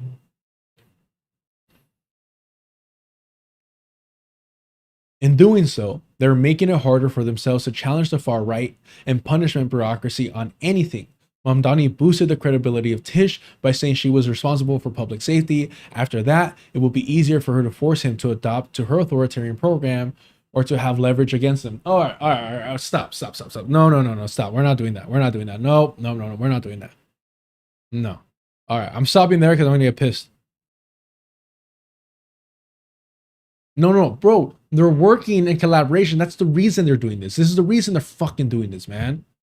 It's not because, now I have leverage over you. It's collaboration. It's collaboration. That's what it is. God damn. It's a fucking teamwork, bro. It's good cop, bad cop. What are we doing here? Mamdani and Ocasio-Cortez have also undermined the left and social movements. Ocasio-Cortez did that when she essentially said, oh yeah, a few years ago I said some really stupid stuff that I no longer believe, that discredits a popular and righteous struggle that shifted the entire debate about repression in a progressive direction. In the process, Ocasio-Cortez opened the door for other left politicians to adopt the bipartisan support for expanding funding for police and ICE. Already, many Democrats have accepted the lie that body cameras and training hold their agents accountable, and based on that mistaken belief, voted for more all-time record funding for both of these repressive institutions. Worst of all, Mamdani and Ocasio-Cortez's statements have undermined the left's electability and strengthened that of the authoritarian right. Once the electorate buys the argument that repression keeps us safe, they're not going to vote for flip-flopping fakers. They're going to vote for the full-throated right. And even if politicians sneak out wins after conditioning an electorate in that way, it becomes impossible to then push an anti-repression agenda, contrary to how they frame their campaigns. Progressive politicians should not be lending credibility to the punishment bureaucracy when both parties have dramatically expanded policing, unleashed ICE and CBP, and greenlit mass surveillance with flock cameras and AI.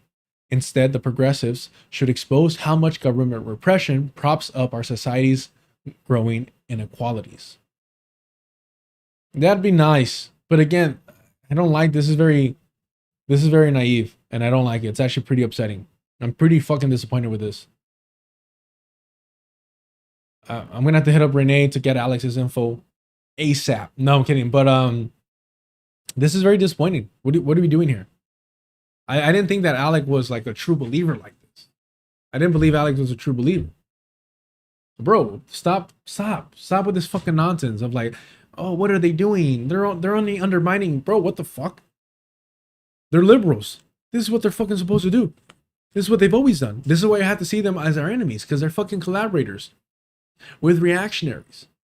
You don't even have to scratch these motherfuckers. You just got to get them into office and they show you that they're fucking fascists. God damn, bro. Come on. Let's grow the fuck up from this fantasy bullshit, man. Do me a favor, y'all. Subscribe to the Patreon. $2 gets you access to the Discord. Remember what Glenn Ford said, organized with eyes wide open. As always, John Trudell, the Beast. I appreciate y'all for being here. Let's get to this. In a wisp of smoke down on the corner, there was this cat named Fortunately, talking at me from voices in his head and yelling about what storyteller said. You gotta be careful here, child. There's a beast in the promised land. There's madness you don't understand. The beast is crazed and running wild. Little boy, man, little girl, woman, no big deal, nothing personal. Your mind's another meal. Savoring the rush of you like heady wine, feeding is what the beast is meant to do. Stranger are those walls built to hide, stranger to look and learn not to see. He's in the mask you put on your face, thoughts his favorite breeding place. In the race to midnight, it's after 11. The nature of the beast is all he knows. Behind doors of hell or gates of heaven. Doors are open, but the gates are closed. Ya estuvo.